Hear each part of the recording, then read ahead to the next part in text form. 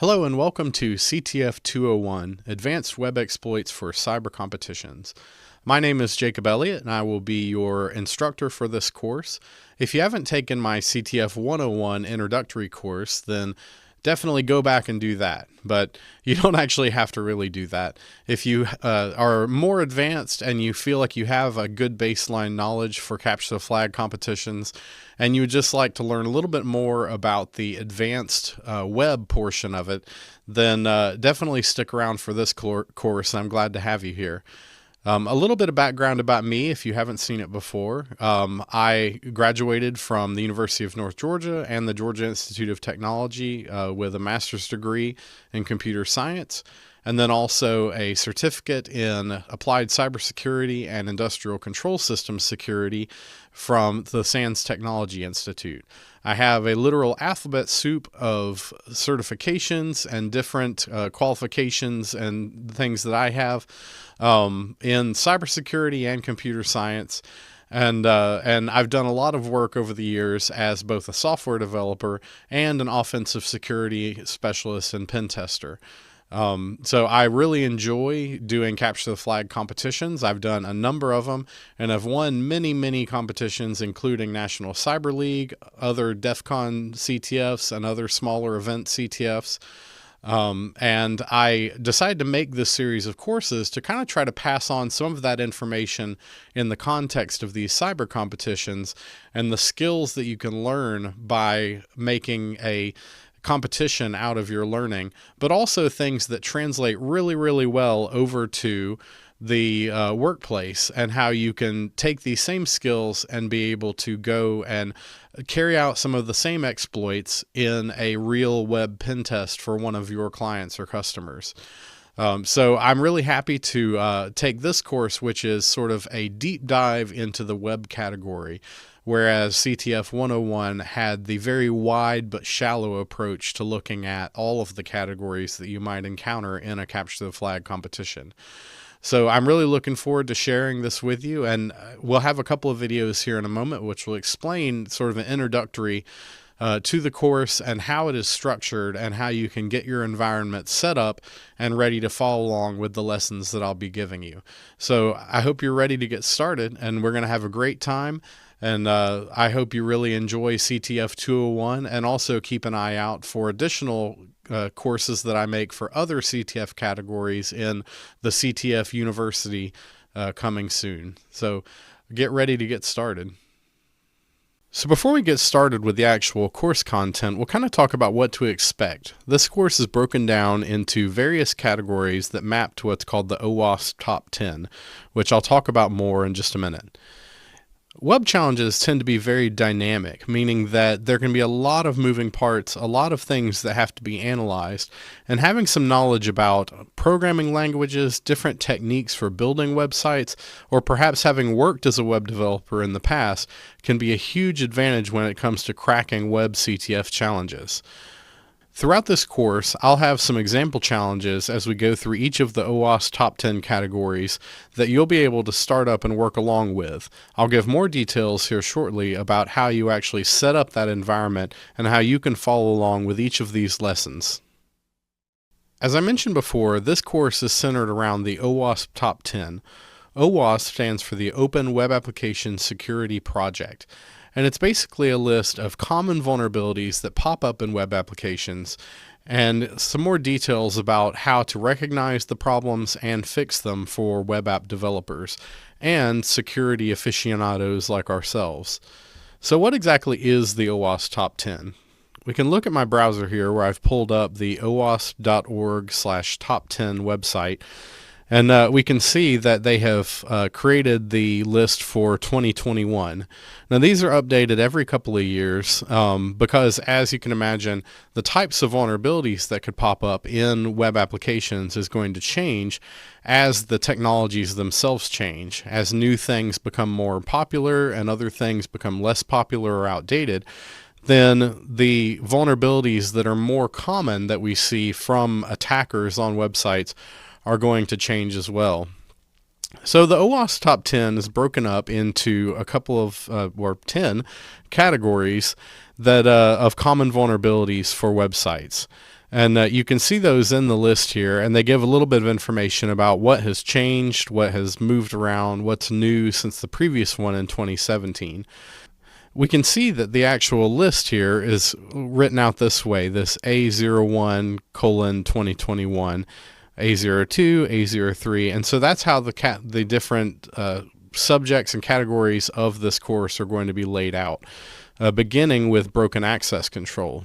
Now, being the first one in the list, it means that this is the most popular vulnerability that you're going to see. Broken access control is going to be a very, very common type of vulnerability that can include things like SQL injection or things that generally can be used to bypass logins or gain some sort of access that a person shouldn't have. Going on down the line, we have cryptographic failures, injection, which again, some of these have a little bit of crossover. It will include SQL injection or cross-site scripting, insecure design, security misconfigurations, vulnerable and outdated components, identification and authentication failures, software and data integrity failures, security logging and monitoring failures, and server-side request forgery. So when creating a course like this where we're wanting to find a way to sort of categorize these different vulnerabilities that are going to be common in Capture the Flag competitions, I chose to align it with the OWASP Top 10 because when you get into the workplace, you'll find that referencing these sorts of things is something that is a good way to communicate with your partners in the workplace as well as to customers when you're describing the types of vulnerabilities and risks that are in the landscape today. So going forward, you'll see me reference as in each of these categories the different OWASP Top 10 vulnerabilities. And so we'll begin with A01, broken access control, in the first category of this class. Now, if you've taken my CTF 101 course before, you're probably going to already have some of this stuff set up. But in order to continue with actually doing any of the challenges and learning some of the lessons in this course, you're going to need a dedicated environment to do that. It doesn't have to be necessarily dedicated just to this class, but it really helps to have a Linux VM virtual machine that you can use to actually have all your tools and things, and kind of keep it separate from your main host system if you're using a Windows or Mac computer. And also later on, when you get into other different CTF challenges where you might encounter potentially dangerous things in reverse engineering, where they're using potentially dangerous viruses or malware, it's always a good idea to kind of keep all that stuff separate. So before you start really getting into this course too much, I would recommend that you actually set up a virtual machine with a Linux flavor of your choice. I always recommend Kali Linux, which is a good open source Linux version that has a number of tools already packaged with it. But in order to set up that VM, first you're going to need to get the software that you're going to use to actually run that VM. Now you can use the Windows WSL, the subsystem for Linux, to actually set up a VM within Windows itself. But I found that for beginners, it's a lot easier to use something like VirtualBox, which I've got on my screen here. You can get it by just going to virtualbox.org, and this is a good one that is a open source platform and can be used to run Kali or other Linux versions. And so you can go and download that and install it on your machine. I won't burden you with going through all the actual instructions of how to install it. It's pretty straightforward if you've installed software on your computer in the past. You can just download the Windows installer and get that started up.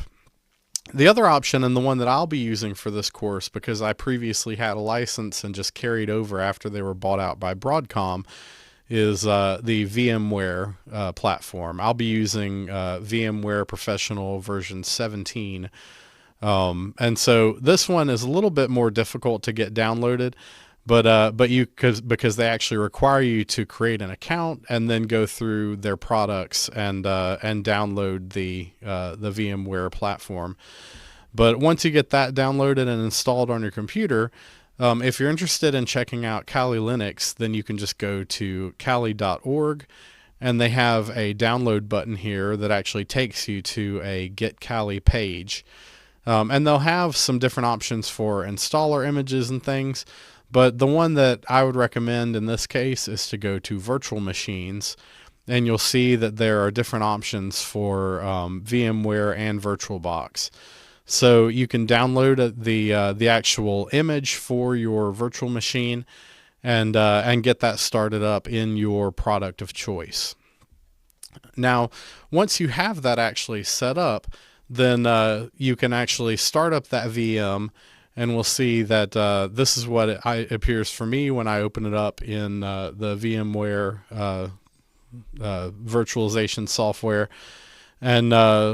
And so you can see here that I have just a login screen for the Kali VM, and I can just put in the username and password are both Kali. And so I have already pulled up a couple of things here that I was working on previously. But the good thing is about Kali Linux is that when you go up here to the top left, it's already going to have a number of different tools installed that are going to be categorized by the type of tool that they are. So you can see that there are different, there's social engineering tools, there's web application analysis, and so they give different tools that are really handy for handling different types of products. WP Scan is specific to scanning WordPress for outdated components, which we'll get to later in the course. So really all you need to do when you're setting this up is just download the prepackaged Kali VM, and you're pretty much good to go at that point. It comes with most all of the tools that you're going to need. But when I talk about kind of the essentials that you're going to want for this course, I will tell you about some other tools that we can install that I personally like to have, and will be really useful for you. And I can guide you through the instructions of actually installing those things, so you'll be able to follow along with what I'm doing using the same tools that I'm using at the time. Now, one thing that's going to be really different between other courses that you might do, or my own CTF 101 course, is that because this is a web course, it's really going to be helpful, obviously, for you to be able to look at some of these challenges and things that I'm going to walk you through yourself, and you can follow along with. Now, in order to do that, the easiest way, and kind of what's the standard way when you're doing capture the flag challenges, is going to be using a product called Docker. And Docker is a containerization software, if you're unfamiliar with it, that will allow you to actually create a virtual environment. So we're using a VM. Basically, we're going to have a VM inside of a VM, and it creates a layer that packages that web application in its own container that you can kind of start up and stop, and give you the ability to sort of simulate these websites that I'm going to be using for the challenges. But it allows me basically to pass it over in a format that you're able to use it yourself. So in order to do that, you're going to have to get Docker set up on your Kali VM or whatever Linux flavor you're using. Now, in order to do that, you can go to a website that has on kali.org in their documentation, they have a instruction for installing Docker on Kali Linux. And I'll make sure that this page is linked in the description for this lesson. Now, if you go through here, it will basically give you the instructions for how to open up a terminal in your Kali VM and run these commands, which will install Docker in your system. And then once you've done that, you can run another command which adds your current user, which will just be the Kali user, to the Docker group. And the reason for that is because it requires special privileges in order to run these containers. Now, a little bit of background of the way that this functions is that as we're going through the course, there are going to be these challenges that I will have set up for each one of these different categories. And so for each of these, you'll see that there is a Docker file.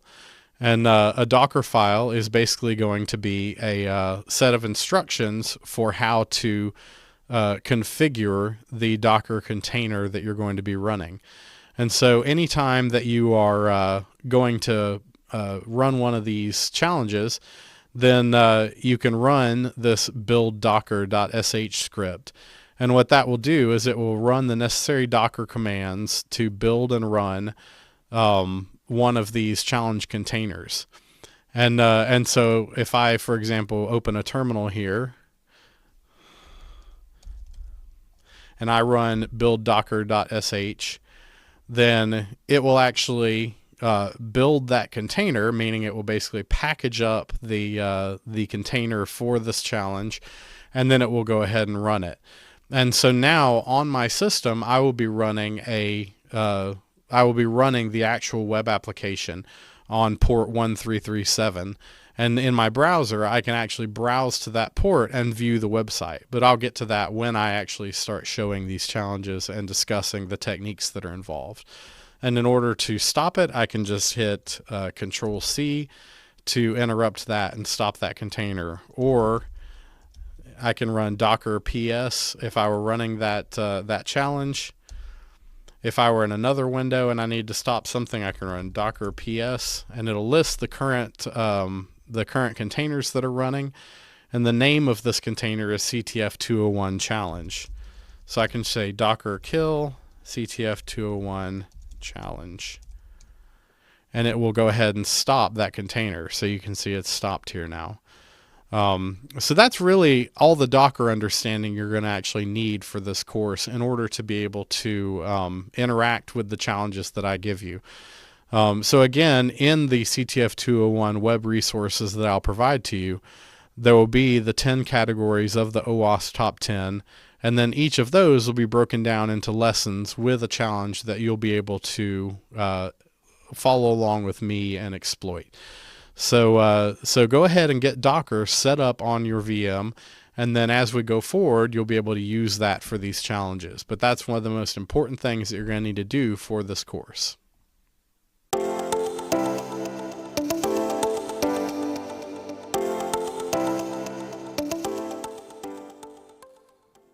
Now, when we start talking about essential tools that you're going to want for this course and for web application testing in general, other than your brain, the most important thing that you're going to need is going to be a web browser, because obviously, how do you access web pages other than on a web browser?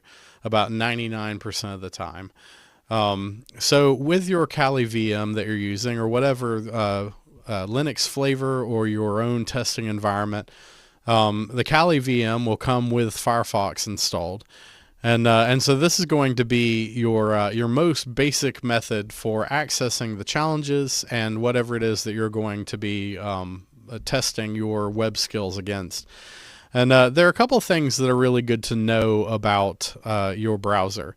So obviously you have the address bar here where we'll be actually browsing these websites, and then and putting in the different URLs, and you may be required to actually put in different parameters that you're going to be fiddling with within this URL address toolbar.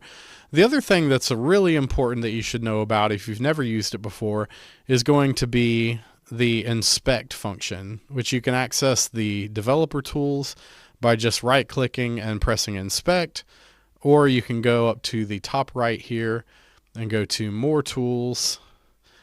And then once you go to more tools, you can go to the web developer tools or press Control-Shift-I. So once you've done that, then this will open up the developer tools.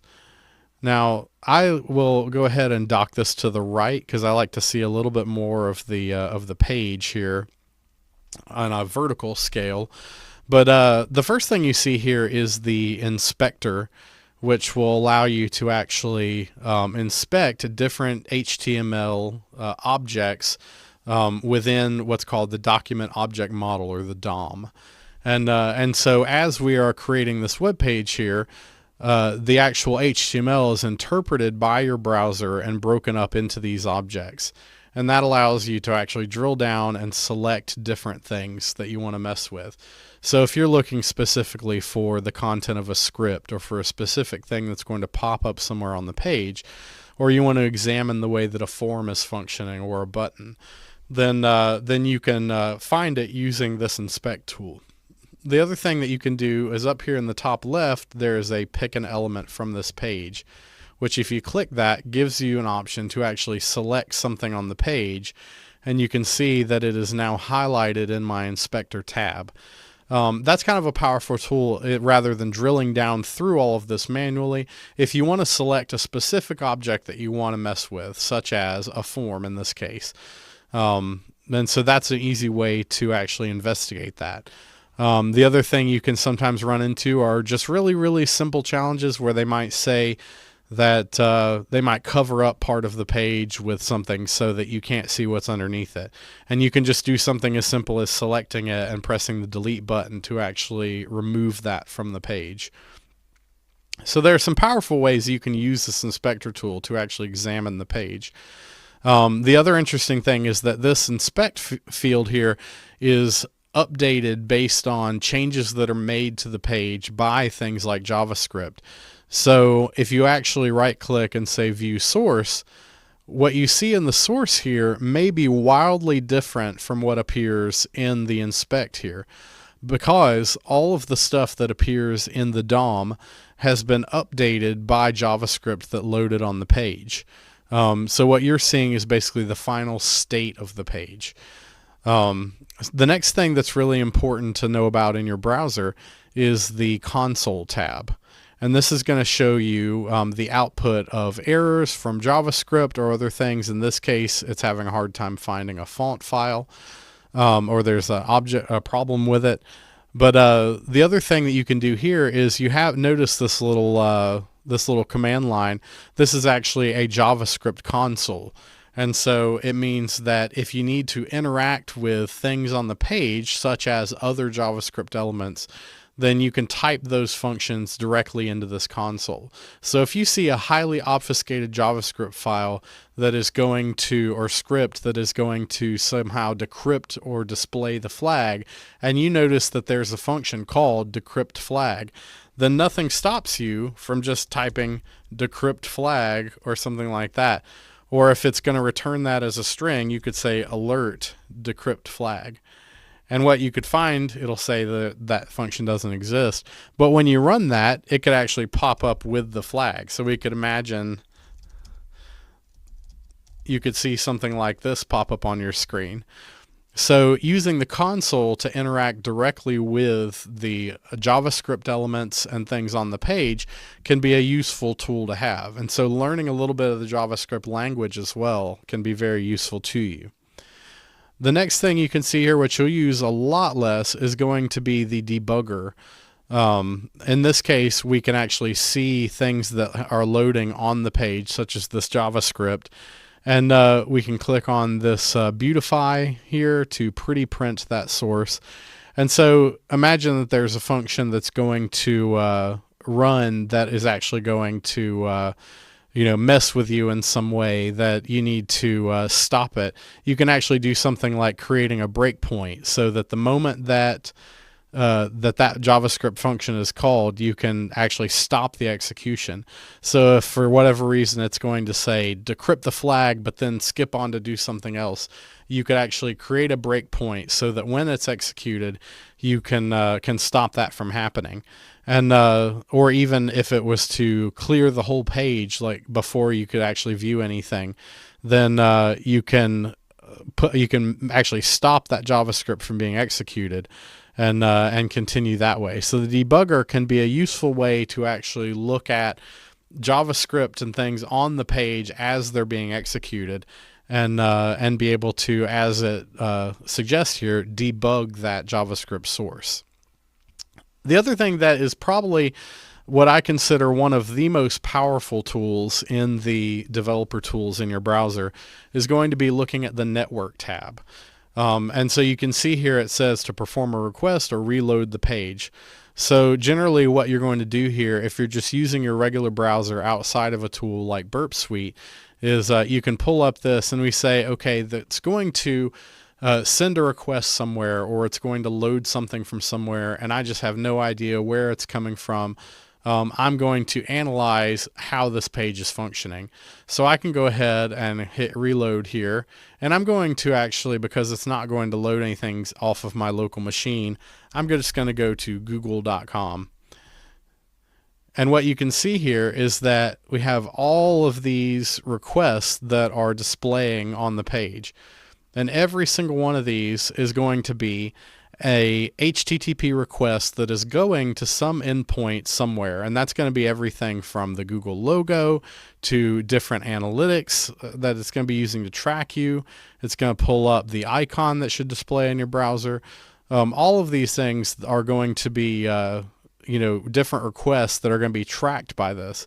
And so if you find that there's a challenge that is sending a request somewhere that's potentially going to contain information that helps you crack the challenge and get the flag, then looking at this network tab is almost always one of the first things that you're going to do, because it's going to allow you to look at the actual data that's being sent and received.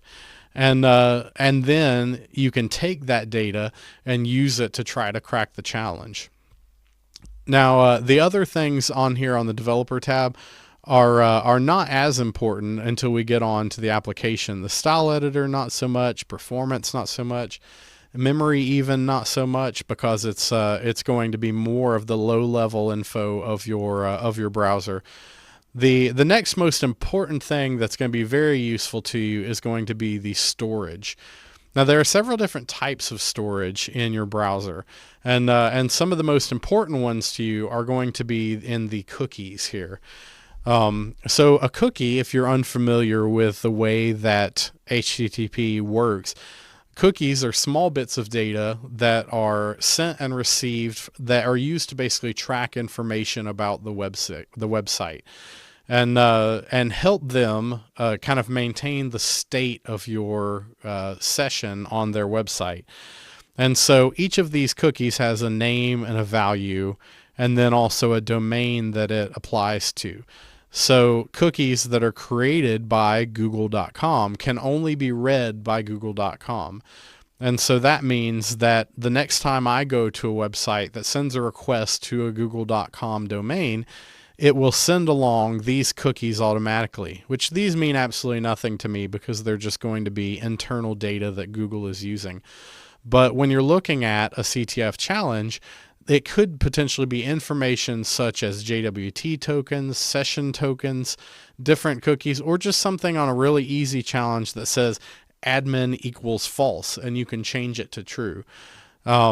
Cookies are going to be one of the things that you can look at that will allow you to actually gather data that you can see that's going back and forth to the website that you can potentially tamper with or analyze in some way to help you escalate your privileges, bypass a login, or otherwise crack a CTF challenge.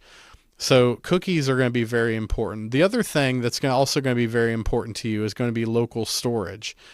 And local storage is treated a little bit differently, where it is a database of storage that is managed by JavaScript.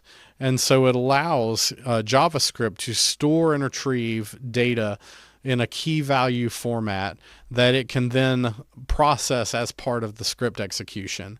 And so when you're looking at a CTF challenge, you may see a JavaScript that is going to be performing a number of tasks, and it relies on that local storage to store and retrieve that data that it's going to be incorporating into that process.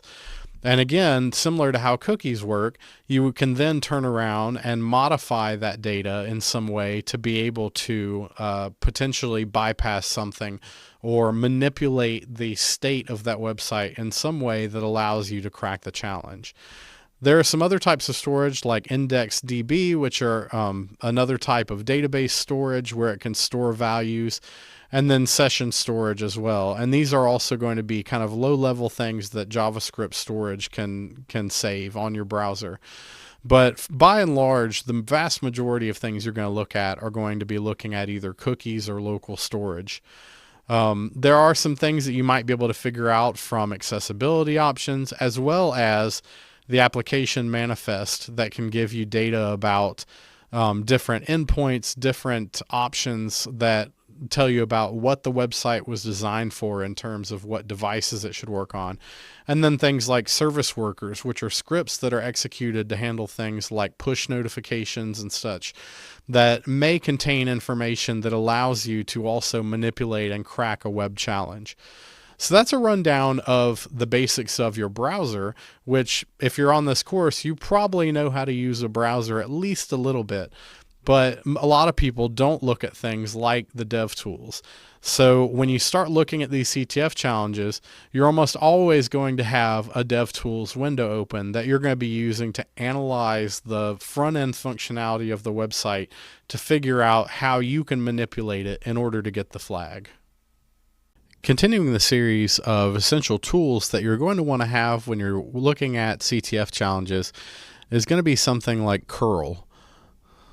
You can access that on pretty much any flavor of Linux just by opening up a command prompt, and you can use the curl command, which is curl.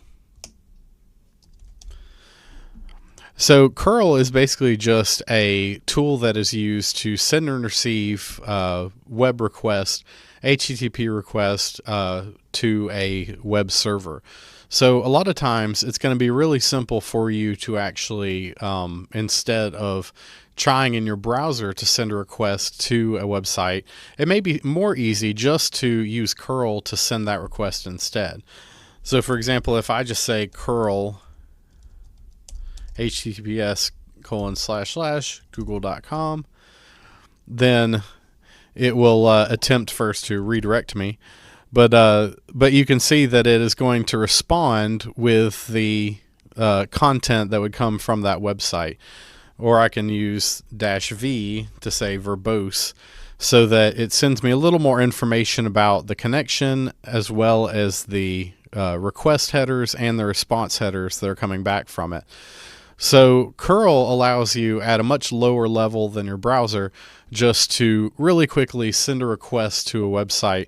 So if you're trying to perform some sort of exploit against a website as part of a CTF challenge, rather than trying to do that through your browser, writing a script or something, it may just be easier to just write it out as a curl command and send it that way. And it'll save you a little bit of time, and just allows you to use sort of a simpler tool to manually send that request and format it exactly the way that you want. So that's one that you should definitely be a little bit familiar with and understand how to use when you're looking at web CTF challenges, the curl tool. The next tool that actually comes built in with Kali Linux that is pretty important for you to use for a lot of different reasons is Burp Suite. And so we can open that just by going up to our little menu up here, and we can search for burp. You may see an error message about it not being the proper JRE, the Java runtime environment. And so it basically just warns you that it's not fully tested on that platform, and so don't blame them if you have problems. But Burp Suite is actually a web pen testing tool that has a number of different tools built into it. There is a professional version which allows you to use a lot more advanced features. Kali comes pre-installed with the Community Edition, which I actually have never found a need personally to get the professional version. I'm perfectly okay using the Community Edition, which is free, and so I can go in here and just go ahead and click next. If you have the professional, you can save projects if you need to save information about what you're doing on, like, say, a longer pen testing engagement. Or in this case, just basically doing it temporarily, you can just go ahead and click next. And then I just click Start Burp. So whenever this starts up, you'll see that there will be a number of different menu items across the top of the page here. Just takes a moment. And so we can see that there are a lot of different tools here. Now, a lot of these things are tools. We can basically have almost like a whole class just on using Burp Suite. There are things like Intruder, which can be used to send brute force requests and things like that. There's Repeater for modifying and resending individual requests to see how things change. Collaborator allows you to basically have a listener that can catch requests, but you can see it's for professional only. And so, yeah, there are a lot of different tools built into Burp Suite that are, advanced web pen testing tools. The most basic and the thing that I use the absolute most is going to be the proxy function. And so what this allows you to do is actually intercept and modify HTTP requests as they're coming through. So what I can do, you recall that I have Firefox here on Kali Linux, but if I click on Open Browser, it will actually open a version of Chromium that comes set up with Burp Suite. And it's already configured so that all the requests that are being sent from my browser, so if I go to google.com, it's actually, you can notice that it says that it's not secure because it's being proxied through Burp Suite. And if I go here, I can see the HTTP history coming through, showing all of the requests and responses that are coming from the browser that I'm using here. So a lot of times when you're dealing with a web CTF challenge, you may not ever even use your actual built-in normal browser that's part of Kali Linux. You may just immediately open up Burp Suite as part of doing that, because at some point you're going to maybe have to switch over to it anyway. So one of the most powerful things that you can do with Burp Suite, though, is actually modify requests on the fly.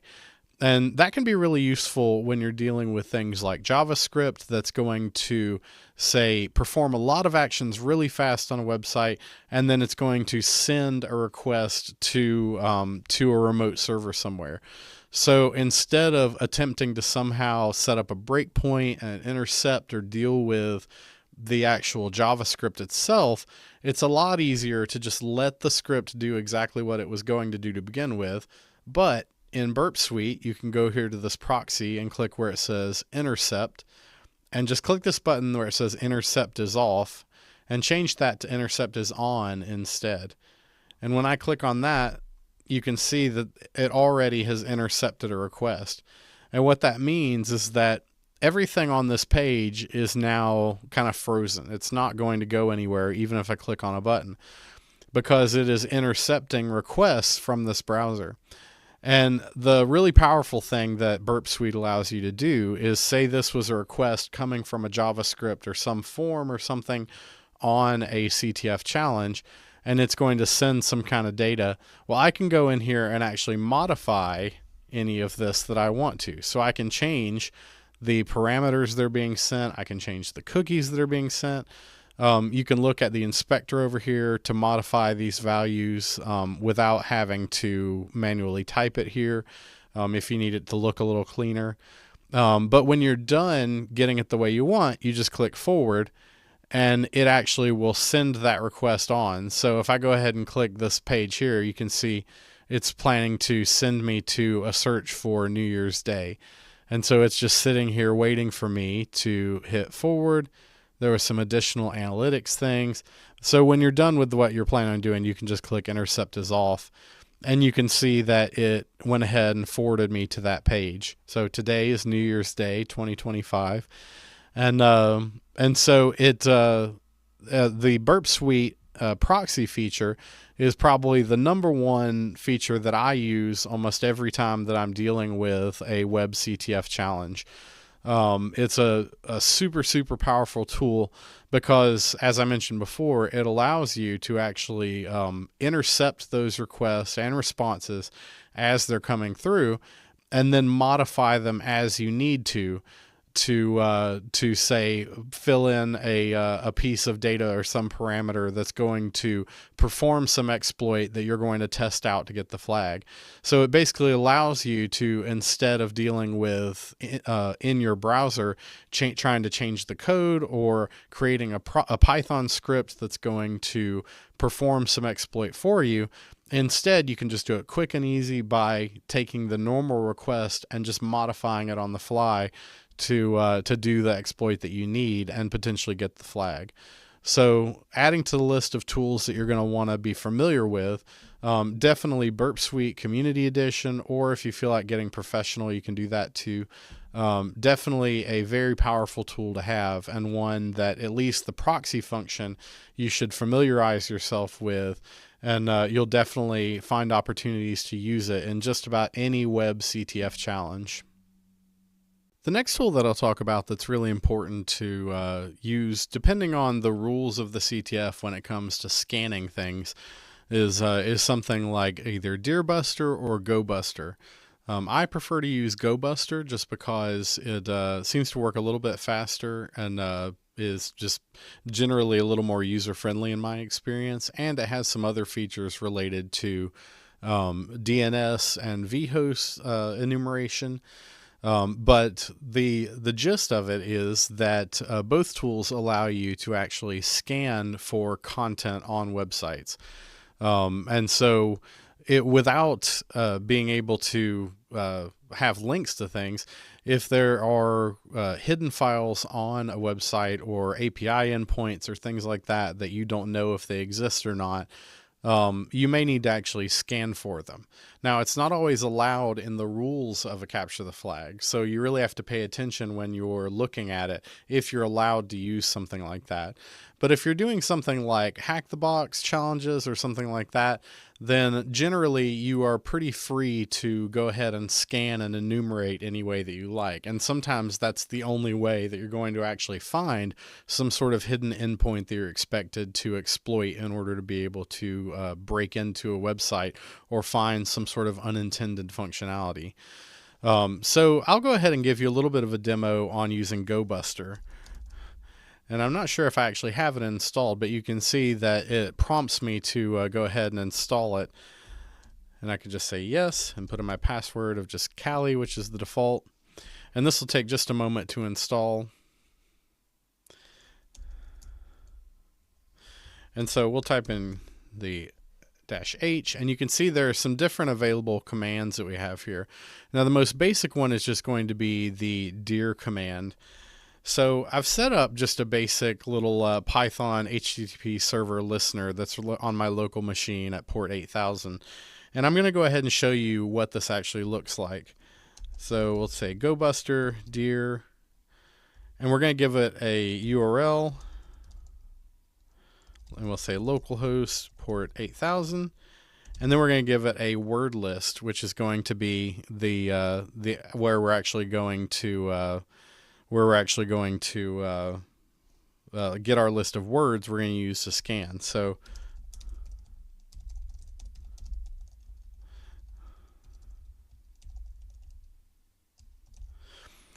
what I put in is a built-in Deerbuster word list that's included with Kali Linux. I'll go ahead and hit go here. And you can see that what it's actually doing is taking that word list, and we can watch my HTTP listener. You can see that it's sitting there scanning for all of these different paths that are included in that word list. And what it gives you in that output is it lets you know what it was able to find. So it's going one by one and just searching for these different paths. In this case, it's searching for .config, .profile, .ssh. And because I'm serving this up from my actual home directory of my Kali Linux install, it actually found that those files actually exist according to my HTTP server that I set up.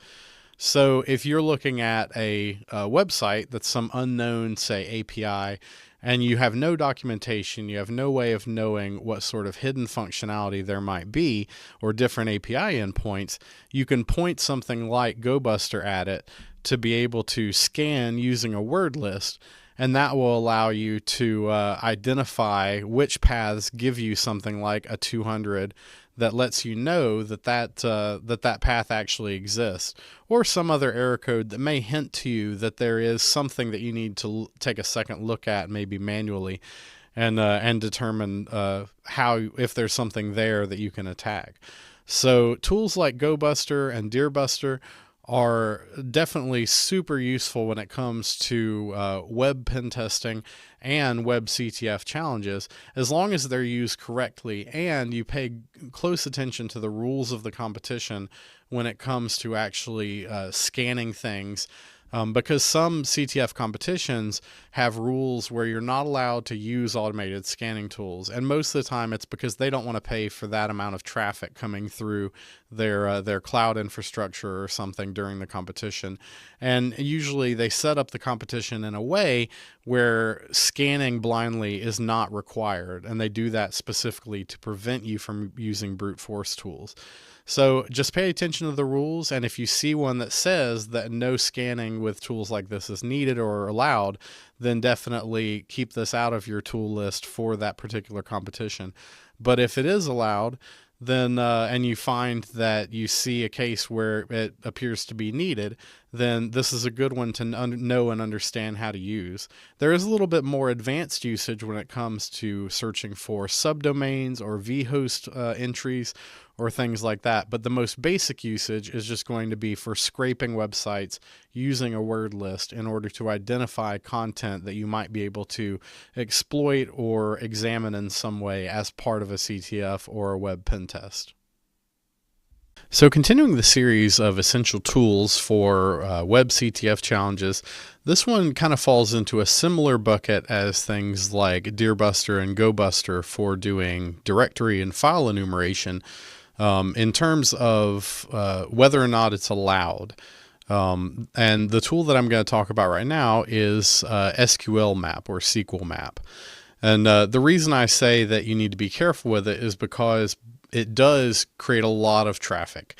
And so in a lot of cases, CTF organizers will not allow you to use this tool because they don't want to have a lot of traffic that's going to cost a lot for them with their cloud infrastructure or hosting costs. And so a lot of smaller events will purposely shy away from using challenges that will require SQL injection, or if they do, they'll say that you are strictly not allowed to use tools like that, and that you need to actually formulate your exploits yourself. And so always be sure to read the rules before you deploy this particular tool. Now, SQL map is pre-installed already with Kali Linux, and you can access it in your command line just by typing SQL map. And basically what this does is it is an automated tool to try to identify and exploit SQL injection vulnerabilities. And we can talk a little bit more when we get to the injection portion of the course about what SQL injection is and how it is operated and exploited. But SQL map is basically a tool that allows you to quickly identify what it is that is vulnerable within a website, and then also perform additional things such as enumerating databases, tables, as well as dumping out the actual database, the data that's in it. So what this means is that with SQL map, you can pass it a URL that you would like to attack, such as in this case, they give the example of site.com/vuln.php with an ID equals 1. And what it'll do is it will attempt to replace that 1 in the URL with a bunch of different payloads that it has pre-programmed. And using different heuristic analysis of the response or errors or timing or things, it's able to identify if the underlying script that's receiving that request is vulnerable to SQL injection. And if it is, then it will come back and say that the SQL injection was detected, and it'll try to fingerprint it and give you an idea of what type of software is running in the back end. If that's going to be MySQL, SQLite, Microsoft SQL, or other different database types. And once you've narrowed that all down, then that gives you the ability to deploy those additional tools such as dumping the database or enumerating databases or tables. So I'll get more in depth into actually how to use this tool, as I said before, in the SQL injection portion of the course. But I just wanted to give you a quick rundown to show that this is something that you should be familiar with, that you should reach for when you are doing a CTF challenge if it's allowed by the rules. So again, definitely check to make sure that automated scanning tools and brute force tools and fuzzing tools aren't going to be against the rules of the competition that you're doing. But if it is allowed, and if you check with the admins and they explicitly say that you're allowed to use tools like that, or they just don't explicitly rule it out, then this can be a very powerful tool. And it's also something that if you are doing on the job an actual web pen test, and you believe that there is a vulnerable website that could have a SQL injection vulnerability in the code, then you can deploy this to basically speed up that process of finding and exploiting that. But definitely check first before you use it, and don't use it on websites that you don't have permission to attack, because it does create a lot of noisy traffic that can very quickly get you blocked or banned from the service that you're trying to use it on. So again, this is an essential tool. It is SQL Map. The next in my series of essential tools that is, again, one that you want to check that you're allowed to use because it is a brute force type of tool, is WFuzz. And if you're unfamiliar with the concept of fuzzing, it's something that does come up as a legitimate technique to use in any sort of software analysis and testing, but especially when it comes to web. And the idea is that you are able to throw a lot of requests at a website that you want to test very rapidly.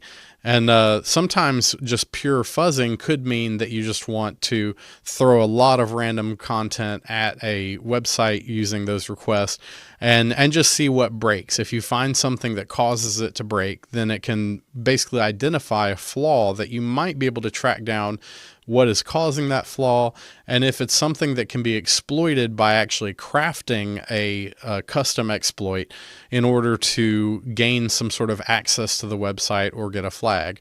So WFuzz comes installed with Kali Linux, and again, you can access it just by typing it on your command line. WFuzz stands for the Web Fuzzer, and you can see some examples here where basically you can give it a list. In this case, you give it something like a list of passwords or a list of users, and then also give it an error code or a response code that would indicate success, and then finally a URL. And you can see that it has these big fuzz here, and what that means is that you are iterating through these users and passwords, and then you are inserting them into the URL in the place of the word fuzz, or fuzz2z there to indicate the second one that you'd like to test.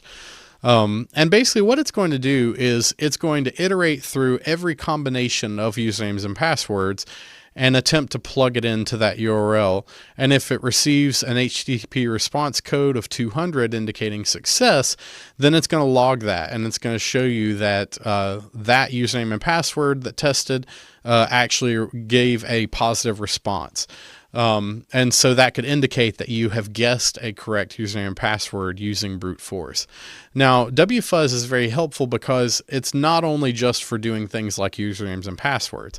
It could be something like a range of numbers like we have here. Something where you want to have it so that when you are, if you're looking at, say, a e-commerce site that has a list of products and the IDs of those products could range from, are a numeric value, and you want to find some hidden product through an insecure direct object reference, then you could go through and put in that URL and just give it a range of numbers. And when it comes up with a huge list of 404 not found, but then it finds that 200 indicating that it's successful, then you know that that ID maps to an actual product in that store. So WFuzz is a good tool for fuzzing different websites and being able to test rapidly with a lot of requests the input that you give it, whether that's usernames and passwords or numbers or word lists of some kind. really the sky is kind of the limit, and it's kind of related to something like DeerBuster or GoBuster, but it's designed to be a little more flexible in the way that you can insert your content. Because you're not limited to just fuzzing the directory or file structure. You can put these into cookie values or into post data. You can insert your fuzzed values anywhere that they're needed and then just fire off a rapid fire request. So WFuzz is a good tool to have in your tool belt for your on-the-job web pen test, as well as for CTF challenges. Now, the same caveat applies as SQL Map and those other tools, that when you're using something like WFuzz, there's a good chance that you could get in trouble if it's something that's disallowed by the rules. These are going to be tools that do what basically they would say is brute forcing, or making too many requests too fast. And some competitions will explicitly not allow you to use that type of tool. So again, always check the rules before you use this tool. But WFuzz is a good one to have ready and understand how it works in the event that you are able to use it in a competition or in your workplace. Another tool that's really handy that we'll discuss a little bit more when we get into the first section of this course, where we talk about broken authentication. And what we're going to talk about there is JWTs, or JavaScript Web Tokens. And so the next tool that we're going to talk about is JWT tool. And if you're unfamiliar with what a JWT is, you can go here to the jwt.io website, which is a pretty handy tool for basically debugging these tokens and understanding what they are. It highlights the different portions of this token. And so a JWT is actually usually stored in a cookie in your browser, and contains basically information about your login or some data for the web application to use, so that when you send it back with every request, the server is able to know that you are someone who is logged in, or that it has some sort of data that you're passing to it. Now, understanding what a JWT is, it's broken up into three different portions: the header, the payload, and the signature, which are highlighted in red, purple, and blue here. And each one of these is a base 64 encoded value. If you don't know what that is, then head on back over to CTF 101 and look at the different encoding lessons.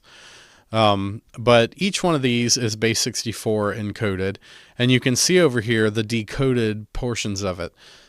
So when we decode this red header portion, it will break down into this JSON, or JavaScript object notation, showing the algorithm and the type. So it's a type of JWT, algorithm HS256, meaning that it is being signed by a secret passcode. Next after that, we have a period, and then the payload in purple here. So the payload is going to be, again, a JSON object, and this can contain pretty much anything. It's basically just metadata that allows the application to understand what it is that you're passing back to it. If it's going to be your user ID, or whether or not you're an admin, or any sort of thing like that, then this will be it'll be stored in that payload. And then finally, what is arguably the most important part of a JWT is the signature. And the reason for that, obviously, is because if I have a token that says logged in equals false, and I can just modify that to say logged in equals true, then it kind of defeats the whole purpose. It makes it completely insecure. So the purpose of the signature, using a cryptographic process, is to actually take the header and payload and then sign that using an HMAC algorithm with the secret that has been created for that application, and then paste that signature at the end, again after a period. And so what that does is it makes it so that when you take this entire token, all three parts all together, and pass that to the server as part of your request in a cookie, saying something. It could be session equals and have this token, or token equals this. Then the server is able to decode the header and the body, and then it can use the signature to actually verify that it hasn't been tampered with, because only it knows what the secret is that was used to sign it. So that opens up some different possibilities for us in terms of JWT attacks that we can actually put against these tokens. And so there are a number of different misconfigurations and things that that we can actually test when we're looking at a CTF challenge or a website that is using JWTs. Because if the developer who set it up doesn't do it the correct way, there's always the possibility that the JWT can be manipulated, even though it is signed, in order to make it so that you are able to change that value to say admin equals true instead of false. So a lot of that can be done manually, but you can also use a tool like JWT tool. So switching over here to my VM, I can pull up JWT tool, which is not installed right now. So I'm going to go ahead and I can clone this from a public repo, and I'll make sure to link that in the lesson description. And we can see I've downloaded jwttool.py, and then I can just go and say pip install-r requirements.txt, and that will allow me to install the actual requirements that are needed for this Python library to work. So when I run python jwttool.py, oops, now I see the JWT tool. And so I can go ahead and hit -H, and I can see the different options for this, similar to other tools. So what JWT tool, and now you get a free lesson on how to install it as well. When you're using JWT tool, it has different options to actually tinker with the token that you have. So if you're looking at a web application and you log in as an unprivileged user, as a normal user, and you want to somehow escalate to admin, and you can see that there's an admin equals false or a user level in that token, then you can use something like JWT tool to actually perform a bunch of different exploits. They give some examples here. And then there's also an option just to basically run through and test everything. So if you use -m AT, it'll run all tests. And so what that'll do actually, and there's some different configurations that you can do to test the JWT, is you can actually take the token that was given to you as part of the authentication process in a cookie or something for the web challenge or the website, and then you can plug it into this tool and do things like using a word list to test if you're able to crack the secret that's used to sign it, or testing different misconfigurations. And you can even give it URLs that you would like it to send the data to, meaning that as it is performing these different attacks, you can actually send it to a target URL and see what the response is. So imagine that you are going to make a modification to a JWT token, and then you put in the URL of an admin only area of the website, and for every single test that it does, it gets back a 301 redirect that's, or a 400 or something, that says not authorized, send you back to the login page. But then one time it responds with 200 and it sends you to that admin area. Then you know at that point, and it'll tell you that that particular attack type is actually working with that JWT. And so you'll be able to exploit that to be able to then go in and take that modified token, put it in your browser, and go to that admin only area as if you were logged in as an admin using that modified token.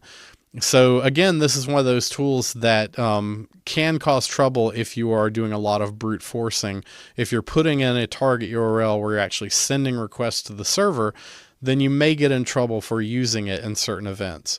So be sure that if you are not allowed to use brute forcing tools against the server, then make sure that you are actually just using ones that work on your local machine, such as checking passwords or different misconfigurations like that. But other than that, we'll actually look at the usage of this tool when we get to the JWT tampering portion of the course. But this is a good one to have in your toolbox. Again, I showed you kind of at the beginning here how we'd actually run this and install it. It's super easy. I'll make sure to link to the GitHub page for it in the description for this lesson so that you can go and download it into your Kali box yourself. But JWT tool is a very powerful tool to have. And again, as we get to that portion of the course, we'll go through how to use it, and you'll get to see it in action as we go.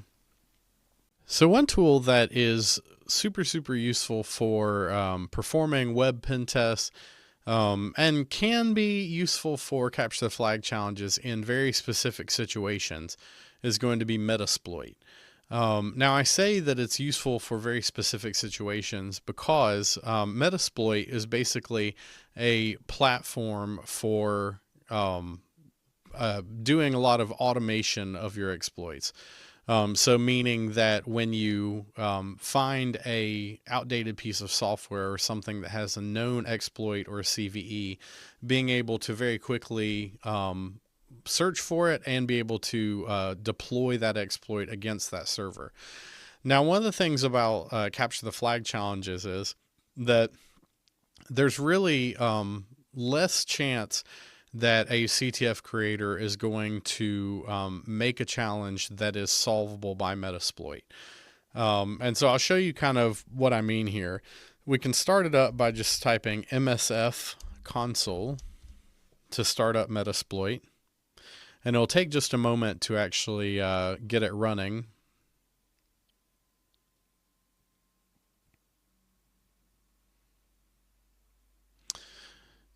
Okay, so now that Metasploit is loaded up, you can see that it has a bunch of different exploits, payloads, and things like that. It's still going to wait till it shows me an actual command prompt here. So there we go. So the way that Metasploit works is it allows you to very quickly deploy, as I said, exploits for a number of different products or just for generic things.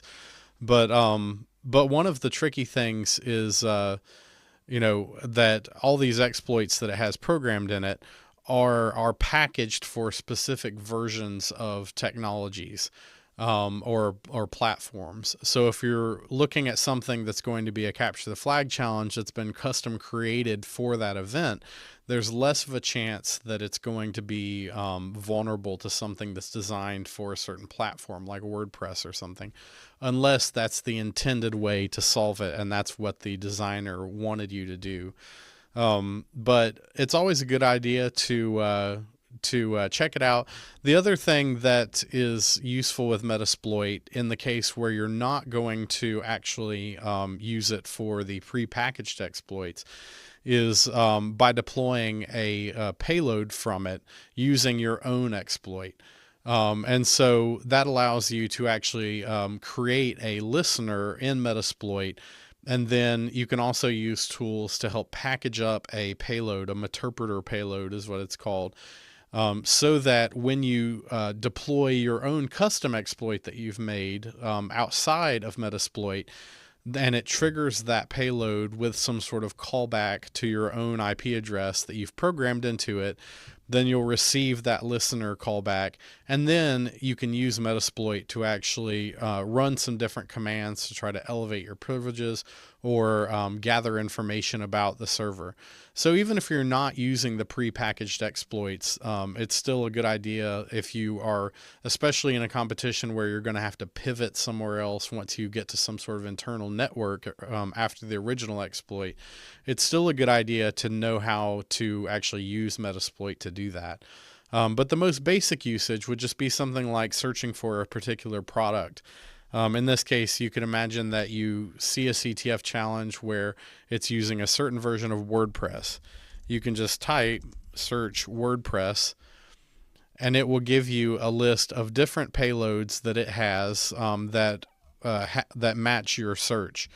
And so you can try to find specific things, like there's specific plugins like WooCommerce, and you can check to see if that particular exploit is going to work on the site that you're looking at.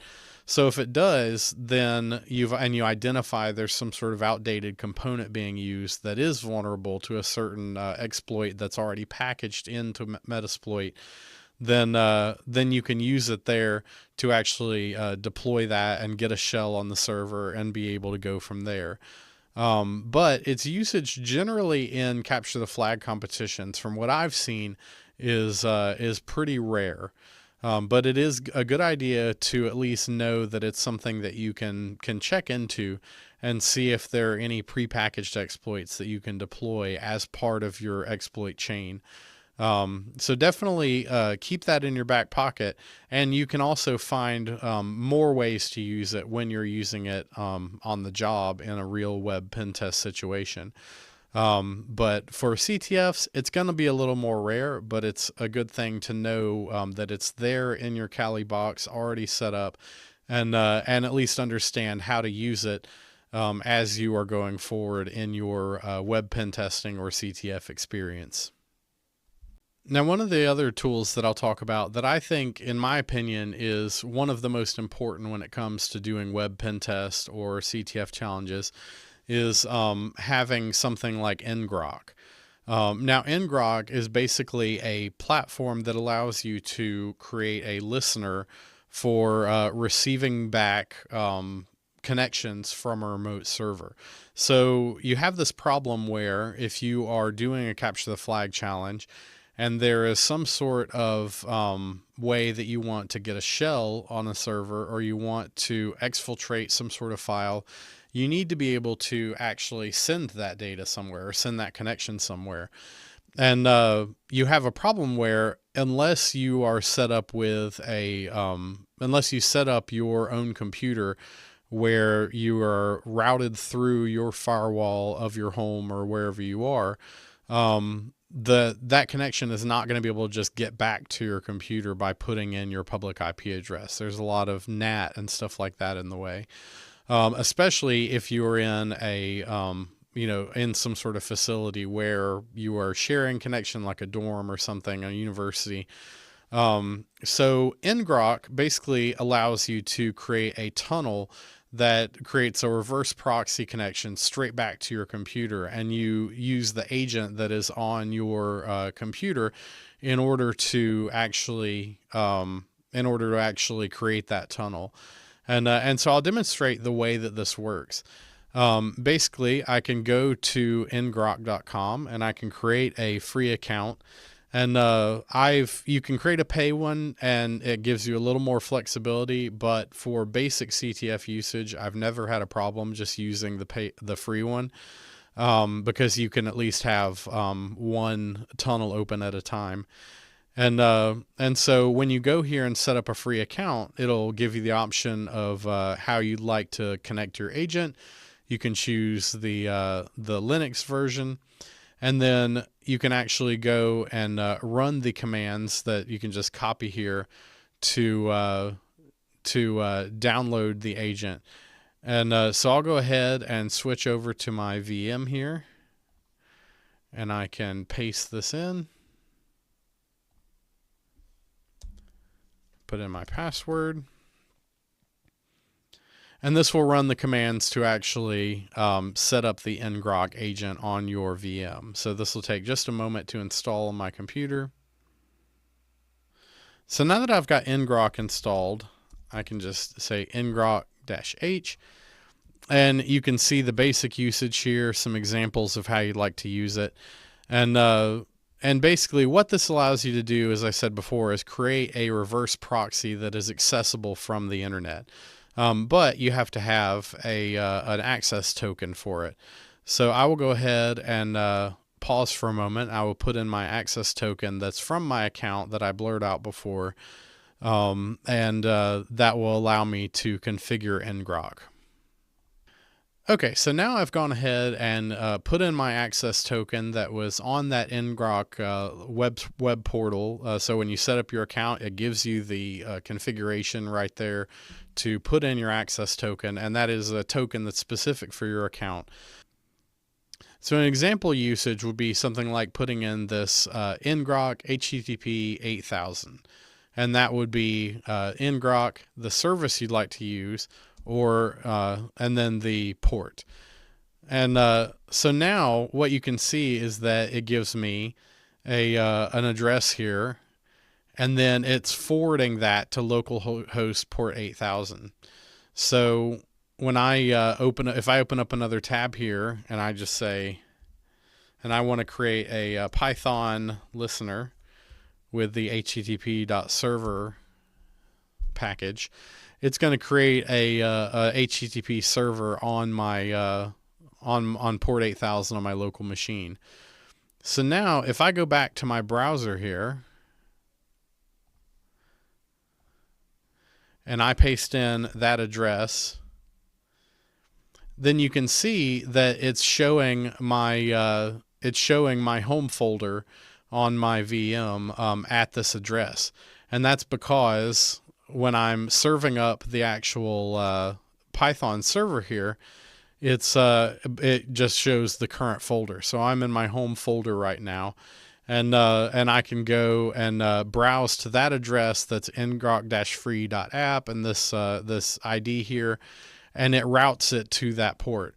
So you can imagine that if I need to, if I'm working on something and I need to have catch that HTTP request somewhere, I can just set up a quick listener like that to be able to catch that request. The other usage that's really handy, and I can just hit Control-C to get out of this, is I can say ngrok TCP 8000, and I'll go ahead and exit out of my listener here as well. And what that does is it gives me, in this case, just a raw TCP connection. So if I want to say open up a shell somewhere, then I can create a listener with netcat, and I'll say I'm going to listen on port 8000. Now, if I'm going to go and trigger a shell on a remote server that I'm going to catch in some way, that's going to be triggered with an exploit, I can simulate that by going to, I'll use netcat again, and I'm going to connect to that port. And so you can see now it shows that there's a connection from there. So I can say blah, blah, blah, and I'm receiving that at the other end. So what that means is that if I'm going to use a reverse shell that is going to connect to a specific address and port, and I need to get that back to my computer somehow, then I can create a listener with ngrok and then listen on the port that I specified using netcat. And then I can just trigger my exploit pointing at this address and port. And whenever that comes back, what you would see here is you would see connection from some remote server somewhere, some IP address, and then it would come back and show an actual shell that then I can begin sending my commands, and I can say, ls, who am I, etc., cat flag.txt. So in that case, I can start actually using that shell to go and get the flag from it. But in this case, I'm just kind of simulating it. So ngrok is definitely a very powerful tool. There are some alternatives. You can use things like the Burp Suite has tools for receiving those requests with Collaborator. But I just like ngrok because it's very lightweight, it's easy to configure, and it's a free tool. You can use the free version just fine. And it's something that you can use very flexibly to catch different types of requests in different situations. So definitely take a look at setting up a free account with ngrok and go and configure your VM with that API key and play around with it, learn how it works, and keep that as a tool that you can really use a lot when you are in a CTF challenge. Another tool that's really important that I like to personally use for a lot of my CTF challenges, and something that I pointed out when I did the CTF 101 course, is PyCharm. I like to use it as an IDE for a lot of my scripting and custom development that I do for CTF challenges. So you can also use things like Visual Studio Code that I'll talk about in a second. But PyCharm is a tool that I really like to have installed pretty much the moment that I set up a VM. So you can do that by going to jetbrains.com/PyCharm, and you can download it for Linux. Now they do have a professional version. There's also a student discount. You can go to education to get a free copy as a student. So that can be kind of handy. But in the event that you are not a student, you can also just download the community edition here. So I'll go ahead and click download and get the community edition downloaded. And this will take just a moment to download. Okay, and now that I have it downloaded, then I can go ahead and just go to my my downloads folder here, and I can open a new terminal, and you basically just have to extract this somewhere. So I'm going to extract it. Specifically, I like to put things a lot of times in the opt folder. So I will do this. Put in my password. Oop. I'll just put the opt folder. And so this will go ahead and extract all of the PyCharm stuff.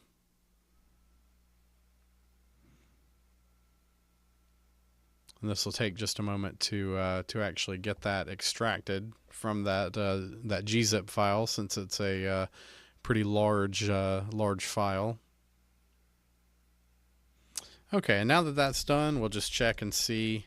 We can see that it goes to this PyCharm Community 2024. So I'll go ahead and browse to my opt folder here. And we can see that there is a bin and then a PyCharm file here. So doing it this way, it doesn't add it to your actual start menu up there. But what you can do is you can go ahead and create. You can right click on your desktop and say create launcher. We'll call it PyCharm. And I'll set my working directory to that folder, the bin folder. Oop.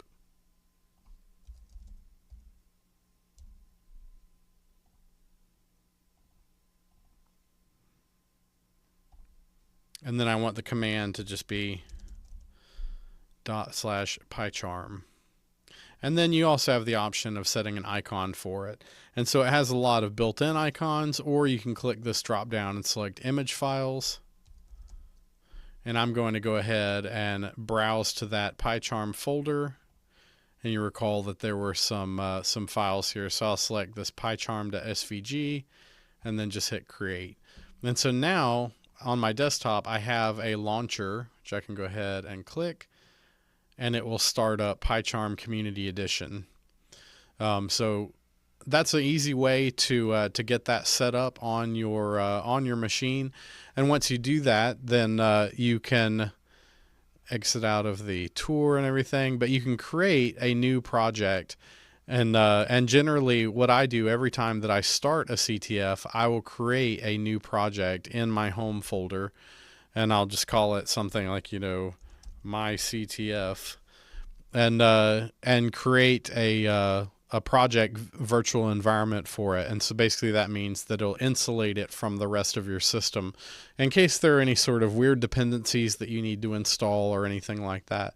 But once you get that set up, then as you are going forward in the CTF, you can create subfolders within that CTF folder. You can have it all in a nice project. And you can go ahead and begin writing Python scripts that can be used to perform various exploits or scanning or anything that you need as part of looking at a web challenge in a CTF.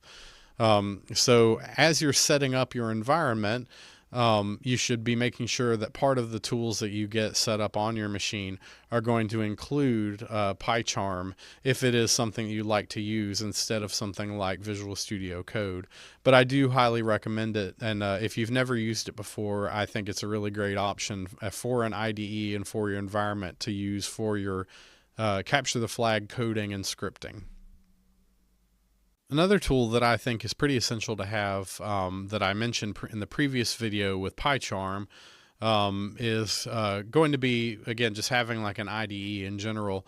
And you have your choice between a couple different ones, but another one that's really handy to have in addition to PyCharm is going to be Visual Studio Code, which is created by Microsoft. Now, one of the advantages of using VS Code is that it will have a lot of support for different add-ons, and it's usable for all languages rather than just Python. So I like to have both, and I use them in different situations.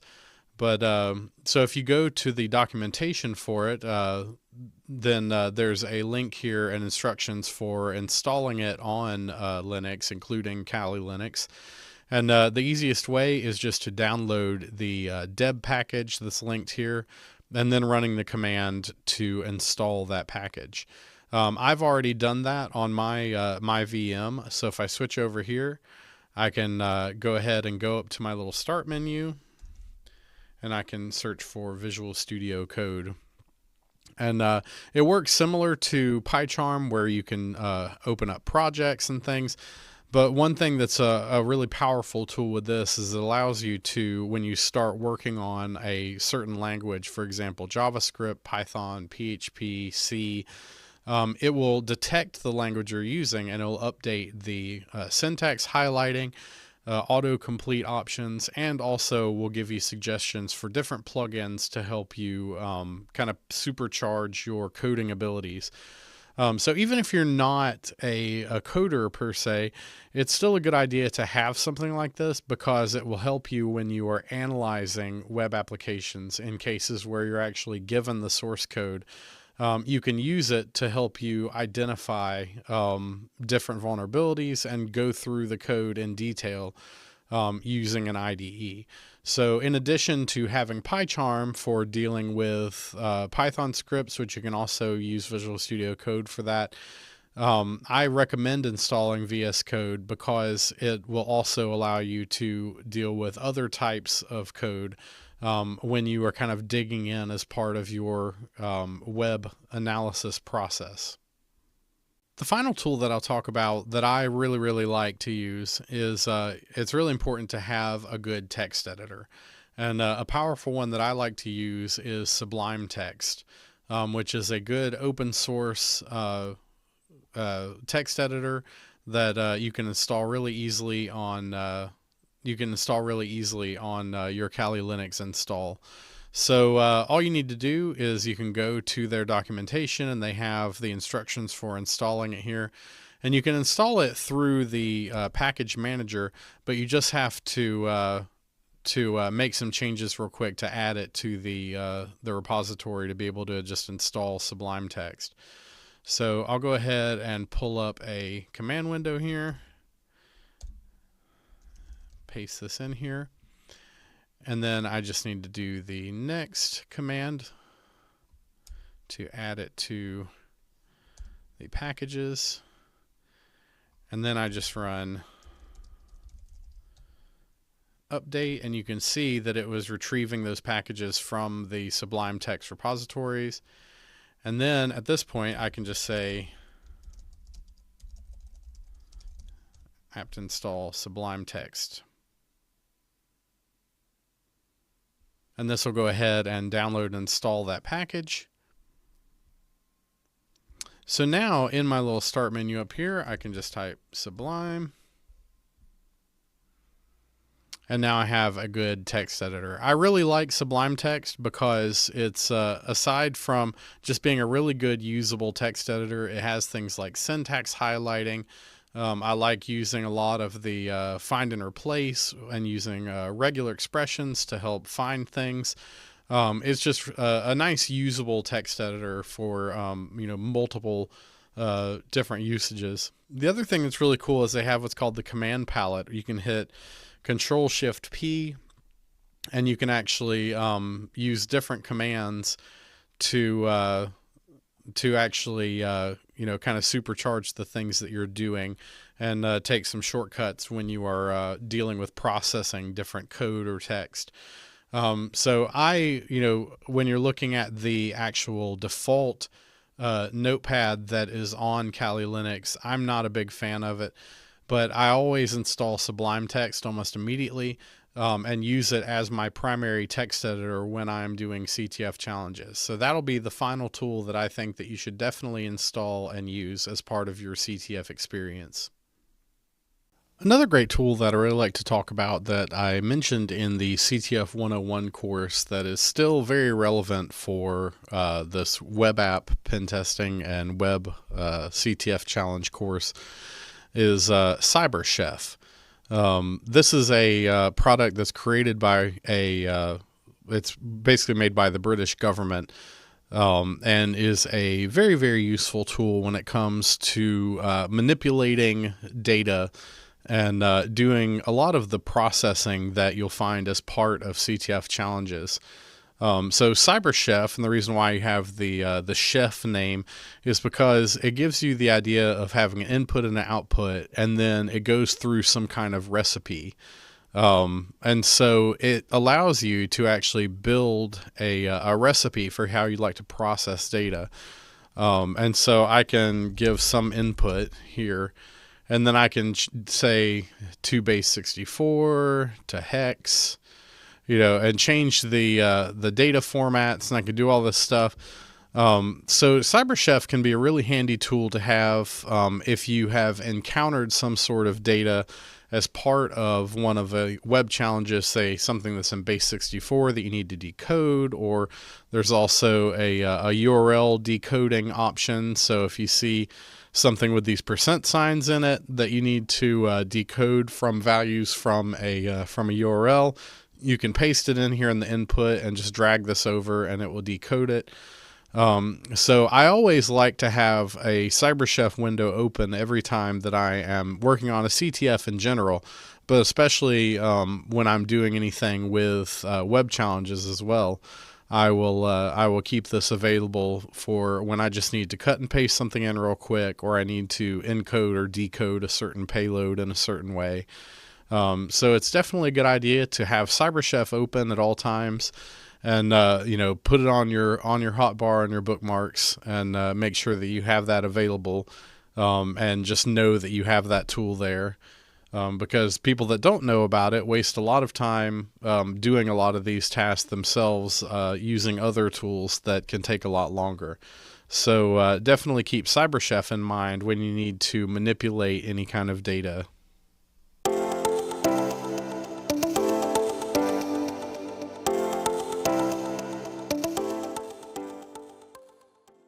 So in order to understand how to attack web applications as well as web CTF challenges, you're going to have a little bit of a background in actually understanding the web technologies themselves and the way that the internet functions. So one of the core technologies that's most important for you to know about, and the way that everything all ties together, is using HTTP, or Hypertext Transfer Protocol. And you can see here that I've pulled up the Wikipedia page just to give a brief bit of history about it. And also we can scroll down and see how an HTTP request is actually formulated. When we go down to the bottom here of this page, we can see the format of an HTTP 1.1 request message. So whenever your browser actually connects to a website, it will send a plain text message like this, or at least the content of it is text based, but it could have layers of encryption if you're using a HTTPS connection.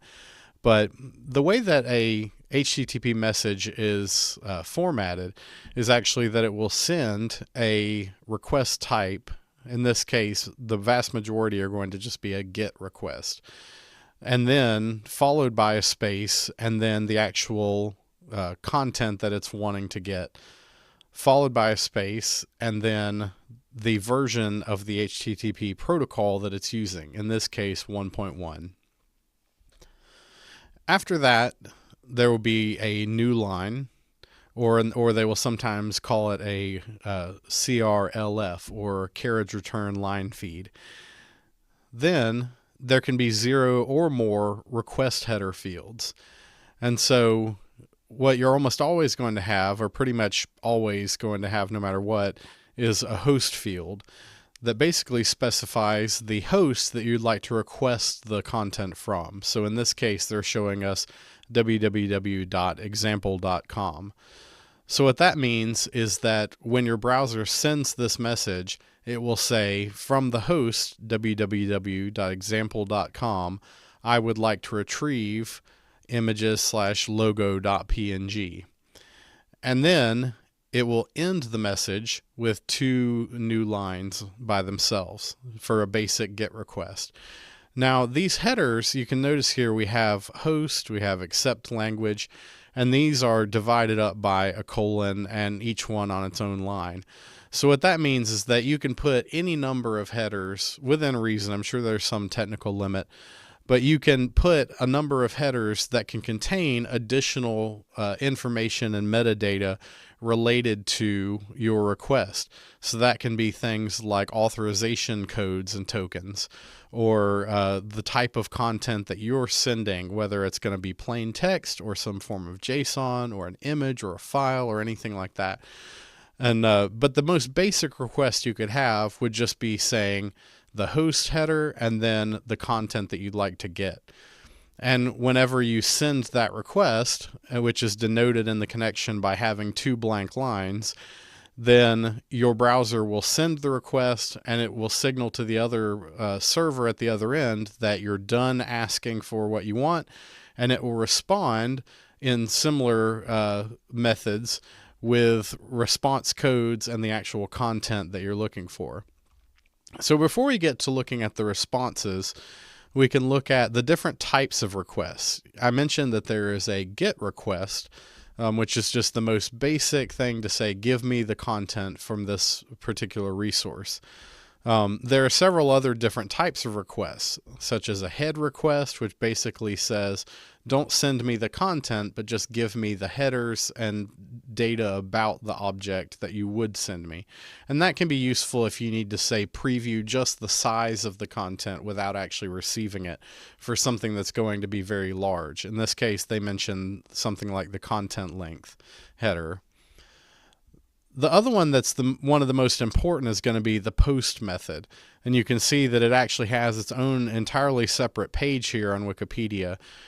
Now, a post method is what's used to actually send content to a web page via a form or some sort of JavaScript or something that needs to send data to the website.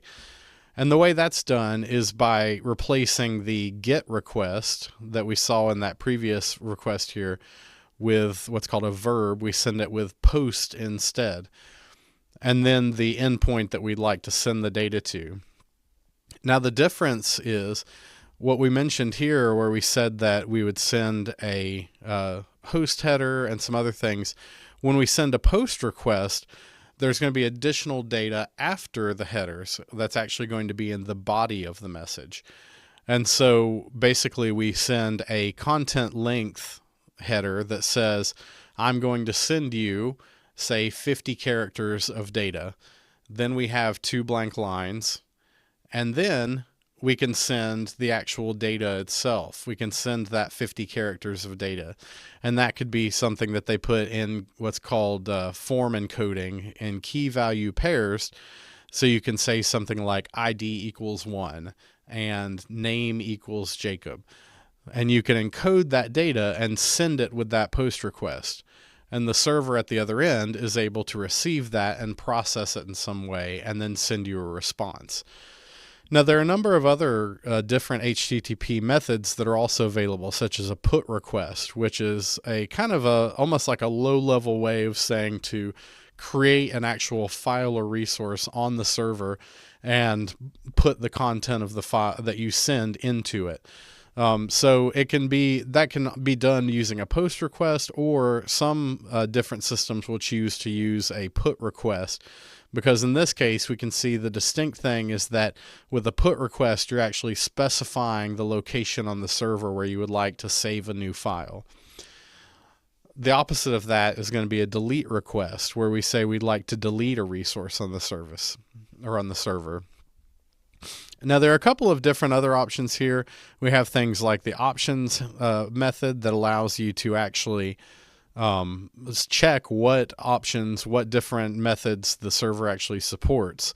And so it will respond with a list of methods that it supports. There are things like the connect method, which establishes an intermediary TCP IP tunnel, almost like a proxy. These are things that are not used very often, and you may encounter it in a CTF challenge, but more times than not, that's going to be something very specific that you're going to look at, that you might be exploiting something in a challenge like from Hack the Box, or in a much more advanced environment than you would expect to see in your regular CTF. There are also things like trace, which allows you to transfer the receive request in the response body. And that allows you basically to see if it's going to add different headers to it. So it's going to echo back the request that you made, but if you see that there are additional changes made to the header of your request, you know that there are different intermediate steps that are processing your request before it gets to the end server. And finally, the last one they mention here is the patch method, which goes kind of along with the put and delete methods, except it's updating the content of a file on a server. So those are some different options that are available for HTTP, which you can see some information about the RFCs and the types of content that's expected to be in them. Now, the list of HTTP request header fields, you can see there's a full list of things here. Now, this could really be anything. Different systems are allowed to define whatever headers they would like. So these are a list of pretty standard ones that you could see. But if your server just wants to have its own custom header that it expects you to send along with request, then it can absolutely do that. So this is not an exhaustive list of headers. But once you actually get your request sent off, the next thing that's going to happen is that you're going to get back a response.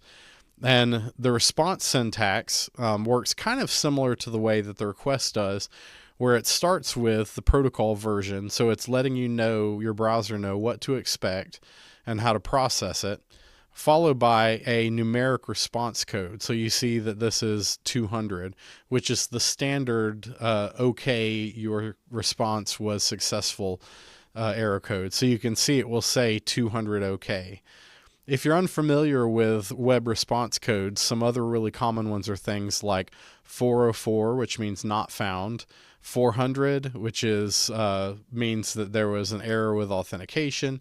500 is generally an error with the server itself, meaning that the underlying software crashed in some way and there was a server error. And so in those cases, sometimes you won't even receive back any additional data. You'll just get back an error code that says 500. And those are sometimes cases that can tip you off if you are sending a request that causes a 500 error. It means that you've identified a bug in the software that can potentially be exploited correctly to get you access to something or get you a flag. So sometimes seeing a 500 error can be a thing that will tip you off that you're on the right track to exploiting a vulnerability in the software. Or it could just be something that is unfortunately a flaw in the software that is going to crash when it receives a malformed request, but not necessarily grant you any sort of escalated access or anything. So following that first line where you get the response code, then you receive back the content type or other fields. In this case, you could receive something like text/HTML, and that is what's called a MIME type, which basically lets you know the type of data that your browser should be prepared to receive. So you can see that there is a list of different status codes here, and how those will work. And another one that's really important is the 300 error codes, which can indicate that you're being redirected. So 301 would say, you've reached a resource, but we want to send you here instead. And it'll respond with a location header telling you where you should go instead. So this could be something that could be a pretty standard transaction where we say that you'd like to get the root, or just the /, which would be the homepage of example.com. And you can see here that my browser, it sends a user agent header for Mozilla 5.0, and the user agent basically tells the website what browser you're using. And so that way, if it needs to make any adjustments for things like a mobile browser, then it can do that on the server.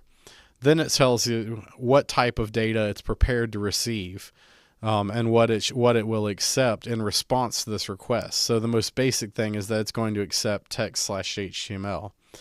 And then it has some additional things like the language it'd like to receive, the encoding, if it's going to be compressed in some way to make it a smaller response to save on data.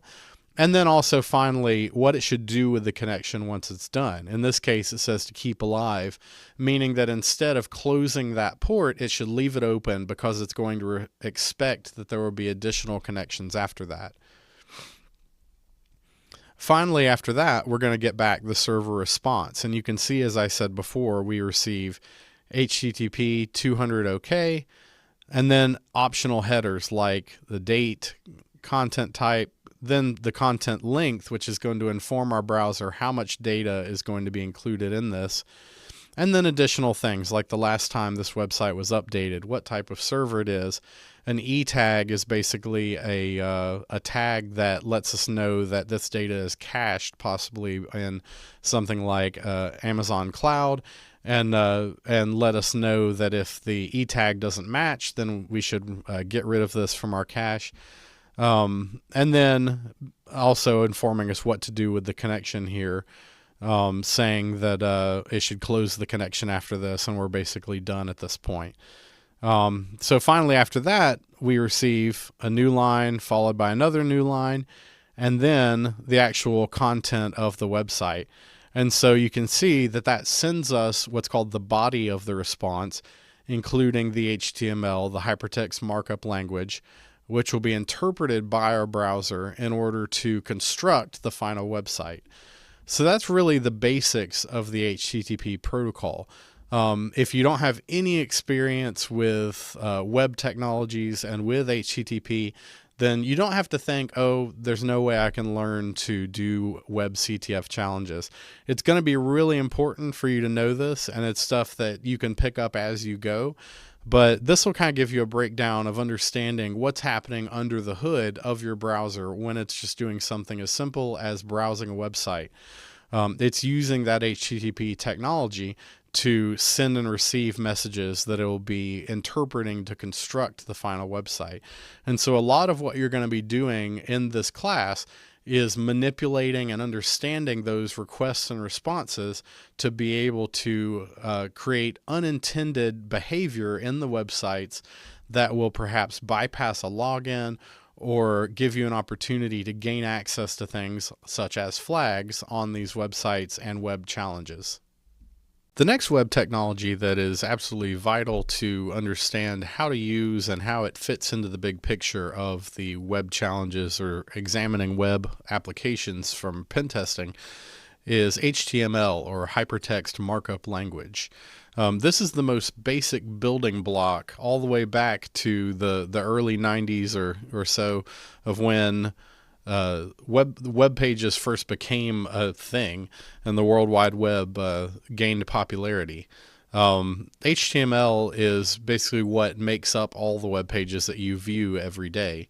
And if you are completely brand new to it, then it's probably a good idea to read up and understand sort of the way that things function, and also kind of look at a little bit of the nuance of the way that the language is structured, and how, when it comes to especially some of the injection portions of it, like cross-site scripting, how you're going to need to manipulate how things appear in the source code of the website in order to be able to actually get the exploits that you want.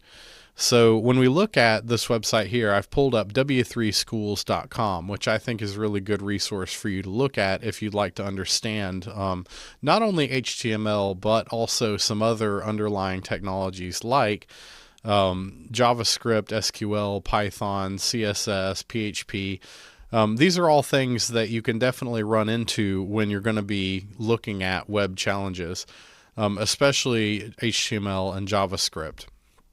So if you look at the example here, they have just the most basic example of an HTML page. And you can see that there are these angle brackets and different keywords in them. And these are called HTML tags. And that's really the most basic thing that you need to know, is that almost every, I say almost every, but a few don't really have to have strictly every tag will have an opening tag and a closing tag. So you can see there's an HTML tag denoting the root of the actual document. There's this doc type tag, which is a special one, but then below that we have the HTML tag, and then you see this /HTML, and so that is the beginning and end tag. And then there is a head and a body, which are your two main portions of the web page. And then inside of that, you can put pretty much any number of other tags that are sub tags of that. And when your browser views a website, I can go and right click and just say view source. I can see that this web page that I was looking at is made up of a whole bunch of HTML tags. Now there's a lot of CSS, which is cascading style sheets that affect the actual style visually that you see on the web page. But everything else is just made up of a whole bunch of HTML tags. So this is definitely a technology that, obviously, if you're here learning about exploiting web applications and you want to learn how to be a web main in a CTF, then you're going to have an understanding of how HTML works. So I definitely recommend that you take some time to look at some of these reference on W3 Schools, and maybe also look at some of the different examples that are interactive that you can actually test out some different tags and build your own web pages. I think myself, having a background as a web developer for many, many years, it gives me a stronger understanding of what's happening under the hood and over the hood when it comes to these web apps, and I can turn around and use that as part of my CTF cracking experience to try to get in and get those flags. So definitely check out W3 Schools if you need a little bit of a brush up on HTML. So you may have noticed in the last video when I talked about HTML, I mentioned kind of the front end or over the hood, under the hood, some of those different things about dealing with web applications. And that can be something that is a concept that some people don't necessarily understand when they are first getting into doing web development or attacking web apps or cracking these web CTF challenges. That there are two different layers to what you see and what you don't see in a web application. And that is the front end and the back end. And so what I mean by the front end, and I pull up just an example website here just to sort of visually show with some of these diagrams they have. The front end of a web app is what you and I actually see. So when I'm looking at this web page, I can see the front end, and that's the visual representation of the website. And so the front end is going to be made up of what are called front end languages, and that's going to be things like this HTML, CSS, JavaScript, and things like that. And so that's going to actually be interpreted by your browser to create the front end display of the website. And so all of that front end stuff has to come from somewhere. And if you're looking at just a static website, then where every page that you view just ends in .htm or .html, then you can stop here. That's all you need, is just to write up a bunch of HTML, CSS, JavaScript, and just publish it, and you're good to go. But obviously, people didn't want to just have they don't want to just have to update all of that all alone, and regularly go in and update a bunch of HTML. They wanted to have what's called a dynamic website, and so early on, people started developing what are called server-side or back-end technologies.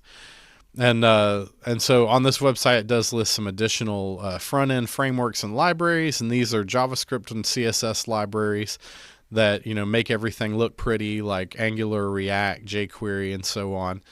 But when we wanted to look at dynamic websites, they started to say, okay, how can I generate the content that should be displayed on the front end dynamically on the server before delivering it to the viewer? And so that's where we get into back-end programming languages. And these are going to be ones like they list PHP, C++, Java, Python, Node.js. And those are going to be some very common languages that you'll see used to build these different server platforms that when you go to view a website, it will actually construct that content dynamically based on factors like if you're logged in or not, what your username is and such, if there are things in your cart that it needs to tell you on an e-commerce site. So it's going to take all of the things that it knows about the viewer, that their session they've got going, and then construct that content that will be delivered to the front end. So when it comes to examining a web application, then that kind of creates two layers of exploit, two different sides of the coin that you're going to have to look at. In some cases, you're going to want to, an example of cross-site scripting, you're going to want to submit something that will be displayed on the front end and exploit something, like a piece of JavaScript or some code that will execute on someone else's browser that gives you some sort of exploit or control over their browser. Whereas if you're attacking the back end, you're looking at something that you're specifically exploiting, say a flaw in some PHP code that allows you to upload a file that can be executed that will give you a shell on the server. So there are two different sides to the coin and two different kind of technologies that you have to understand and viewpoints when you are attacking a web application. And so knowing the difference between what it means to have a front end and a back end and how they interact and what different technologies are common in those environments can help you to identify really quickly the path that you need to take when you're looking at a challenge and how it should, how you should actually direct your attack based on the technologies that are being used and where you think you need to go in order to get the flag. So definitely familiarize yourself with some things like this, some common technologies, languages, and concepts as we go forward in this course, and it'll definitely help you a lot in the future.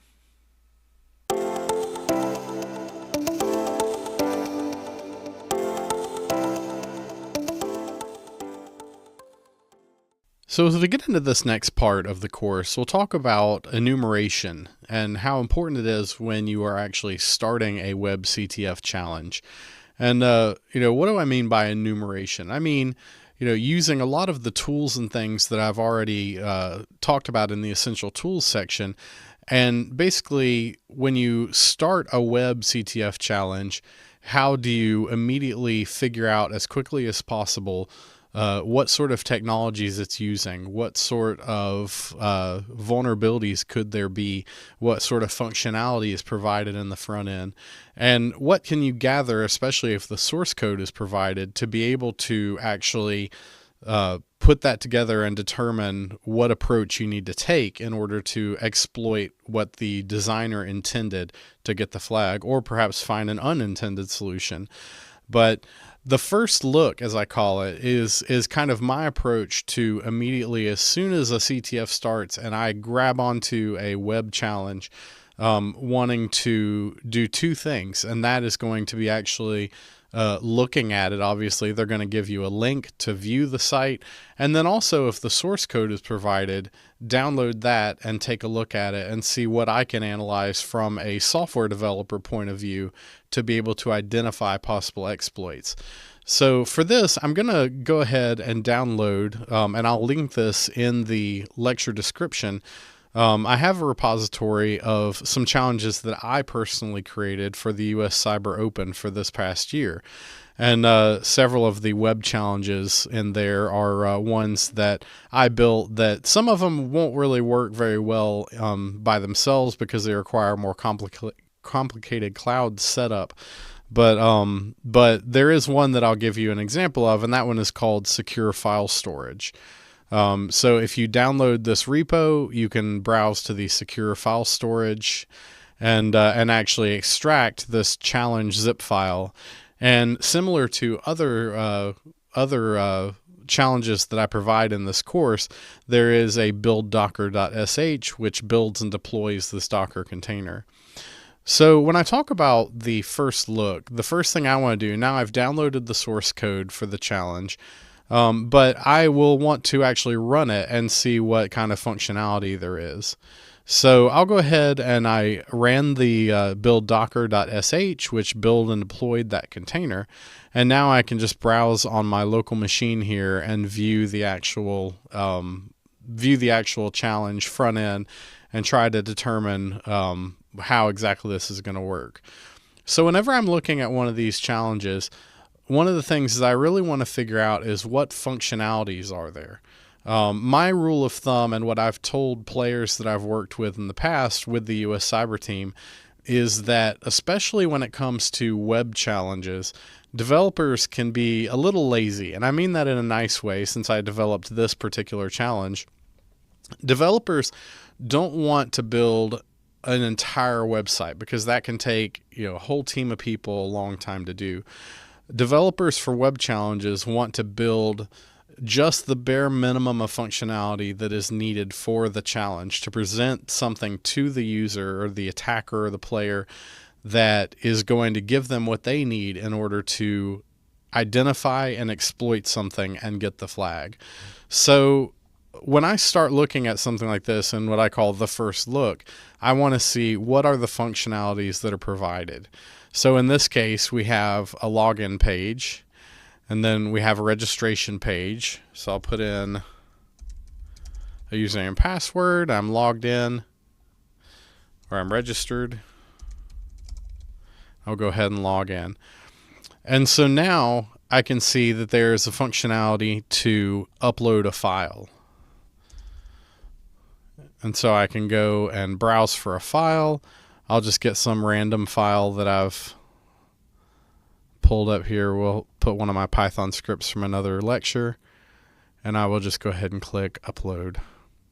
And so we can see that it only allows text uploads. So we can look at the rest of this page, and we can see when we go to something like doing a little check, we see there's no such thing as robots.txt or anything like that. There's no other links on the page. It looks like the only functionality is to register, log in, and upload files. So that's kind of the end of what I would call the first look at this. We've given the front end a view. We've seen that there are three main functionalities: register, log in, upload files. And so what we need to do now is actually go and look at the code now and see what we can determine about this challenge by looking at the back-end code and find out first, how does this all function, and is there something that is notably exploitable that then we can turn around and use to exploit this challenge and get the flag. So in the previous lecture, I talked briefly about the first look on a web challenge and how I would actually go from there to once I've determined sort of what functionalities are available and what is the primary focus of the website. From then, we want to actually look at the code if it's available.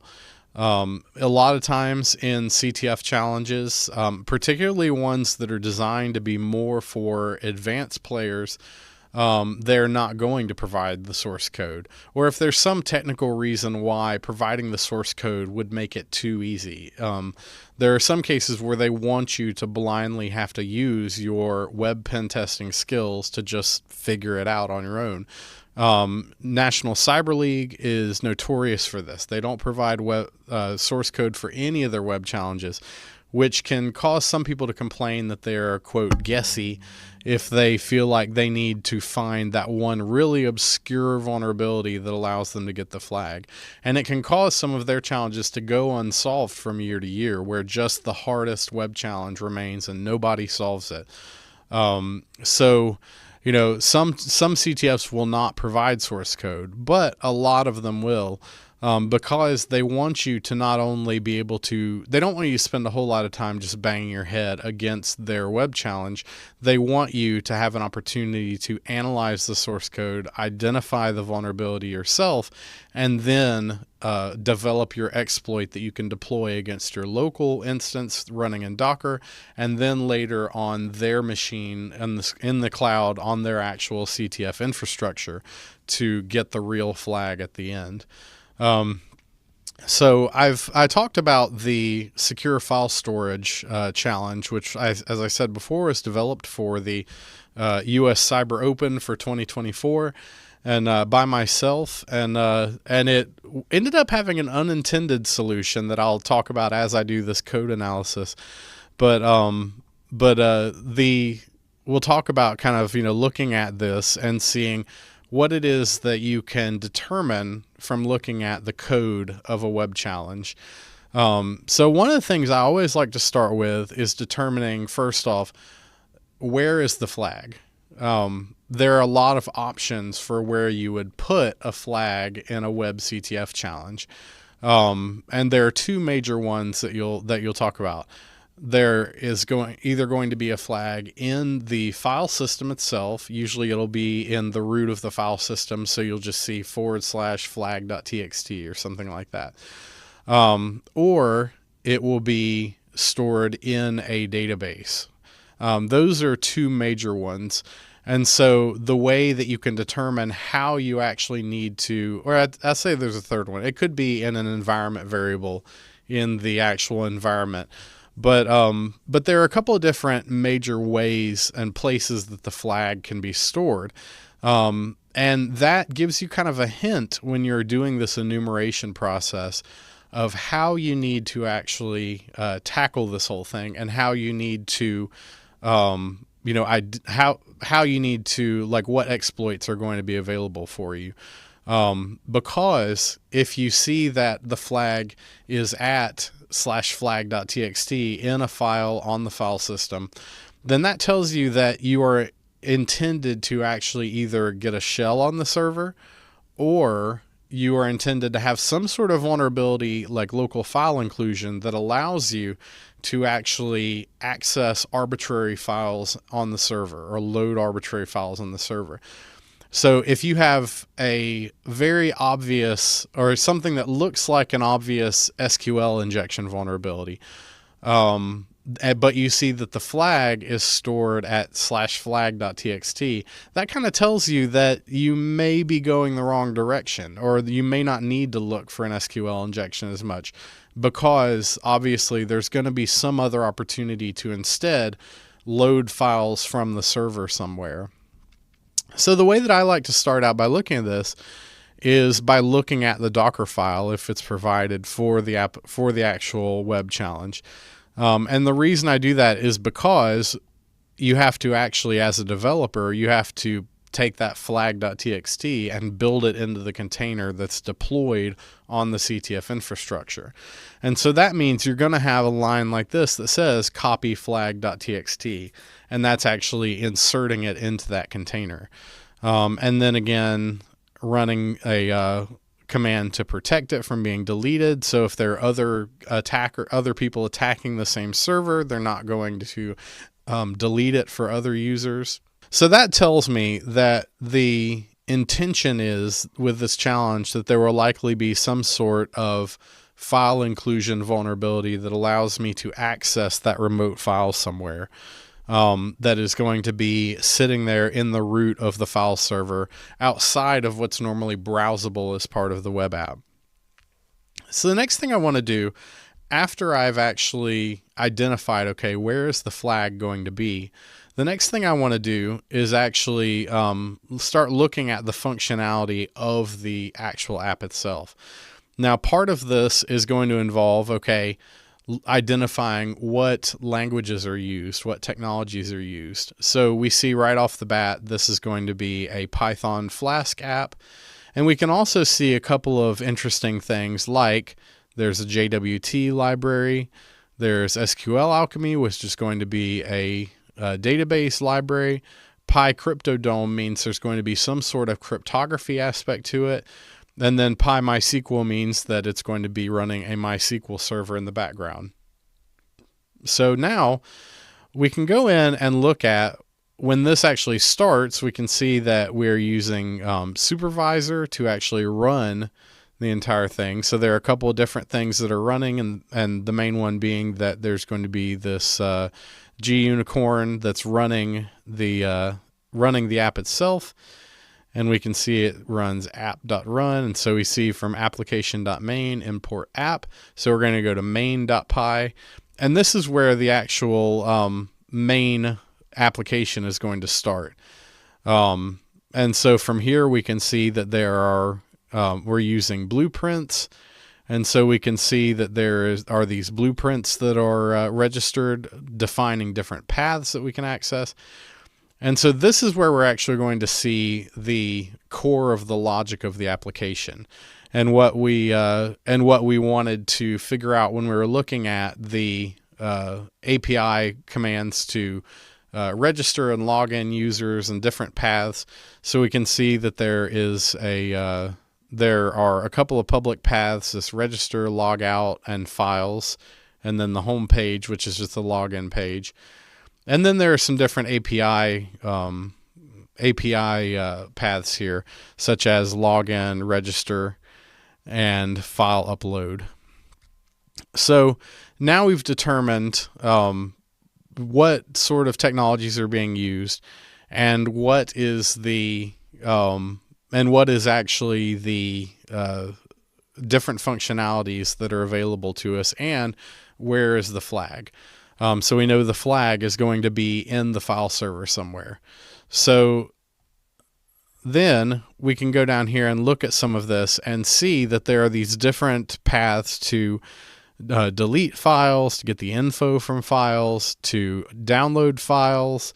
And we can see also that there are options to decrypt the files. So I won't go into the details of the entire solution yet, because I can save that for the cryptography and weak cryptography portion of this course. But, this is just sort of a quick look at my process of getting that first look at a web app and seeing, okay, what is being used here and what can I see as a player? And then the process of kind of looking at identifying the high points of the actual code itself. And that checklist of saying, what language is it? What technologies are being used? Where is the flag? And can I identify in the code what actually maps to the functionality that I see on the front end? And so your process from there is then to begin to actually look at this code and determine what you can identify that looks like a possible vulnerability. And then you can start building your exploit from that to be able to figure out, okay, how do I get access to, how do I exploit that vulnerability in order to trick this app into giving me that flag file instead of one of the files that I uploaded. So we'll go into that more, as I said, in the actual weak cryptography portion of the class, because I can use this challenge as an example. But that's sort of, again, my process for reviewing the code and getting into the actual first steps of cracking one of these challenges. So going forward, as we look at some of these example challenges, you can sort of follow that mindset as you are beginning that enumeration process.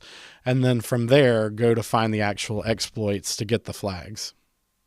So just one final word on enumeration that I mentioned before that I just wanted to reiterate to you, that when it comes to the design of CTF challenges and how developers will actually make them, Again, they are, inherently kind of lazy.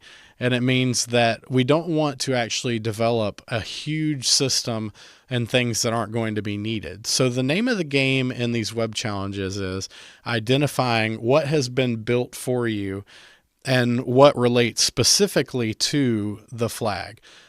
Almost every functionality that is given to you, you're going to have a login or a registration page or something like that. But other than that, you're going to see a lot of links that just have little hashes. When you click it, it doesn't go anywhere. And it's because those are just fillers for decoration. But if you see a functionality, especially a file upload or file download functionality that actually works, it means the developer had to spend time to actually build out that functionality. And so that means that it is intended to be used in some way as part of the actual exploit process to get the flag. So keep that in mind when it comes to thinking about putting yourself in the mind of a developer. You want to know, where did they put the flag, and what functionalities have they provided to you as a player? Because every one of those that is fully built out and functional is probably on purpose because it's designed to be used as part of that exploit. So that's sort of my golden rule of enumerating web challenges for you that I just wanted to briefly reiterate to you, because it's really important and will really give you a leg up when it comes to getting into these web challenges and being able to quickly identify and exploit these vulnerabilities.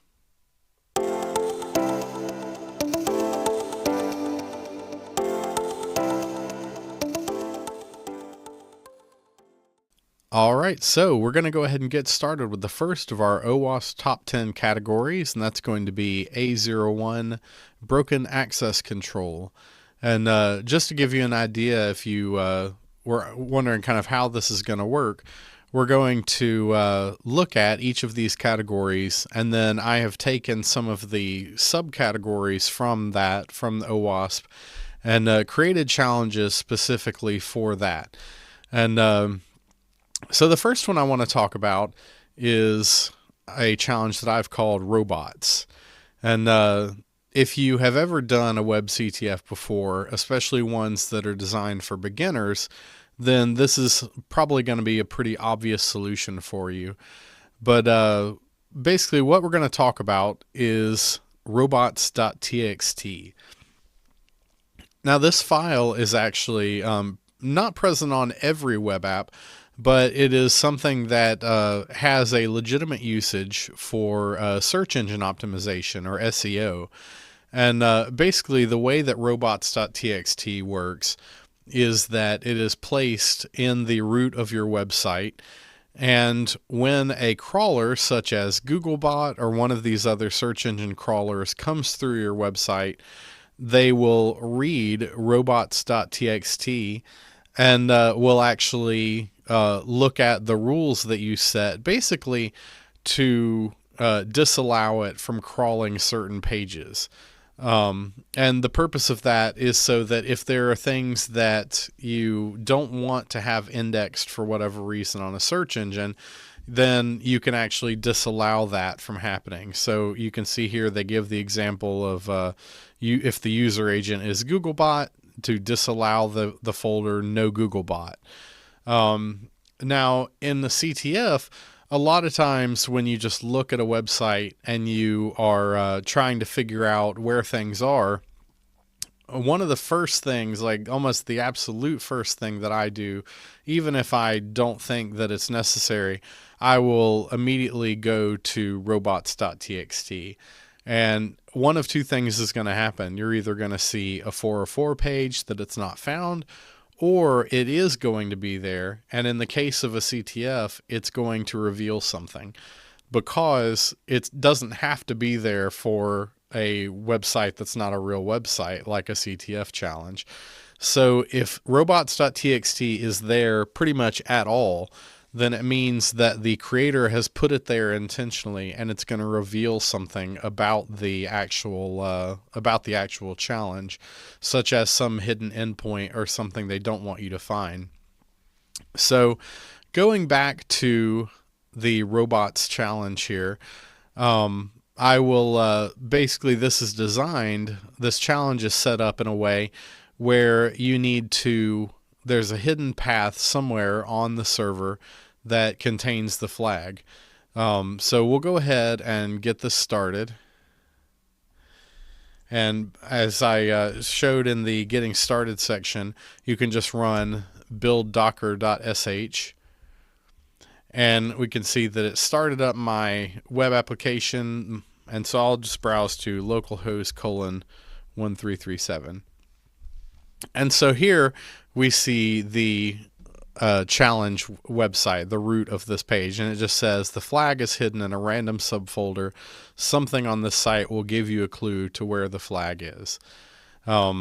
So if you don't want to know the exact solution yourself and you'd like to give it a shot, then definitely I'll give you a moment here. You can pause and go ahead and open this up on your VM and look at this challenge and see if you can solve it. And we will get back to it in just a moment, and I will show you how myself.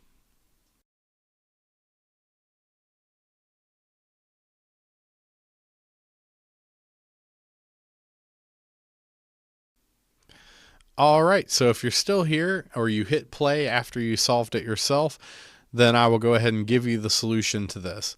As I mentioned before, robots.txt is a file that is optionally put on websites that instructs different bots in how they're supposed to actually crawl the website. And so in order to check on that, we can go to robots.txt. And we can see that there is a file here that says for all user agents, disallow access to this particular folder. So we'll go ahead, obviously, and go to that folder. And we get a nice flag here, CTF 101 beep boop robotic. So this is a very, very simple example, obviously. But this is something that I've actually seen multiple times in CTFs, especially ones that market themselves as a very beginner-friendly CTF. A lot of times there will be just something as simple as a hidden file with a flag or a hidden path, and you need to know to look at robots.txt in order to find it.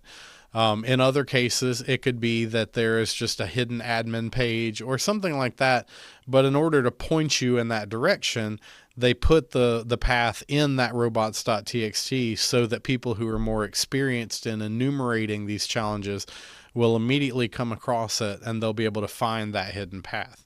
So looking at robots.txt is one of the first things that you should do when you are investigating a web challenge, and this is how you solved this one. The next thing we're going to talk about in the access control category of the OWASP Top 10 is the concept of forced browsing. And basically what that means is there's sort of a concept of security through obscurity with some app developers, where they believe that if they don't have a link or a button that goes to a certain path or functionality, that attackers won't know it's there and won't be able to find it, and therefore won't be able to access it. And that's sort of an erroneous assumption, because there are tools that allow us to basically brute force and enumerate these websites to find those hidden paths and things that the developers don't intend you to actually discover.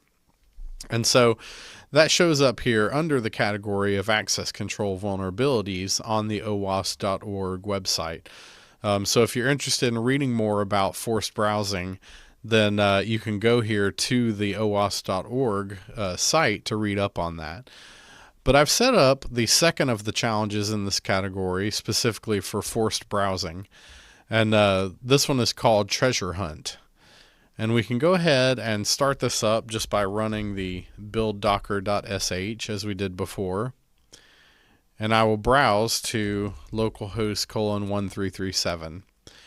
And it says the flag is hidden in a random subfolder in the treasure directory. So /treasure/foo. Use the tools available for you to search for it. And so we want to be able to figure out what folder is containing the flag. So if we go to treasure / blah, then we see it says nothing here. And so we can tell that the flag is not going to be at that path. And when we run this, we can see that it's giving us a 404 not found. So let's go ahead and look a little bit at the actual code of this application, and we can figure out how this is functioning. So again, doing a little bit of enumeration, looking at the actual app itself, and we can see that this is a Python Flask application, and we can see that it is going to open this deers.txt and pick a random directory, and that's where the flag is going to be. So I'll go ahead and give you a chance, if you'd like to solve it yourself, to take a look at this application and see if you can find the where the flag is hidden. But if you would like to come back in just a moment, then I will solve it myself, and you can see how it's done.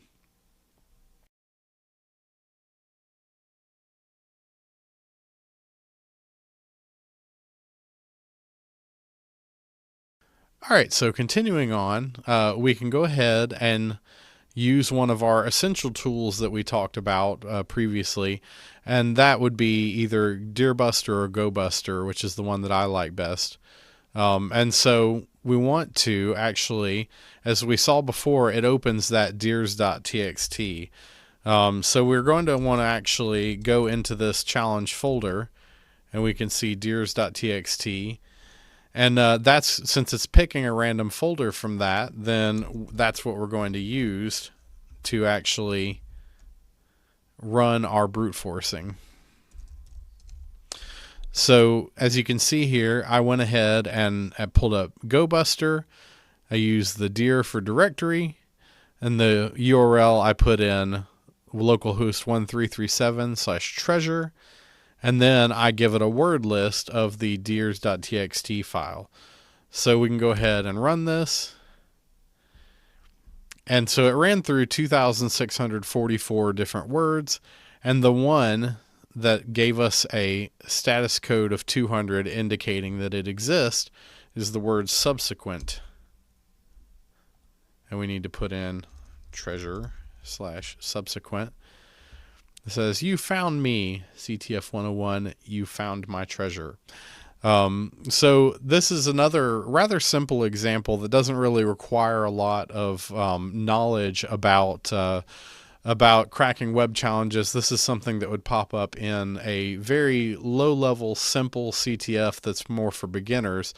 But it's a good idea to understand and have an example of how to use things like GoBuster to enumerate folders, especially when you have an idea of a word list or something that you can put in where it's not truly brute forcing, but you're just searching through, finding out what sort of hidden API endpoints and things might be on a website that you can take advantage of. And this is a technique that you'll use on the job in a real web app pen test if you're trying to discover some sort of hidden functionality that isn't actually really published publicly for you to see. So definitely, use this technique in the future to attempt to uncover hidden treasure in those CTF challenges. So the next broken access control vulnerability that we'll talk about is the concept of web parameter tampering.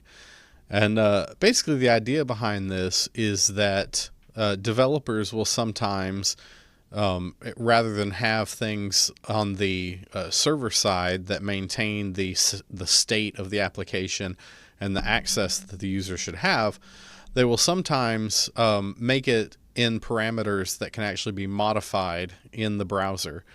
And some examples they have here on the OWASP page, which I've linked in the resources for this lesson, they give an example of something like an item in an e-commerce site where they have a hidden input with a name of cost and a value of 70. And web parameter tampering is basically the idea of anything that the user can potentially modify or an attacker can modify that can change the expected output of the actual application.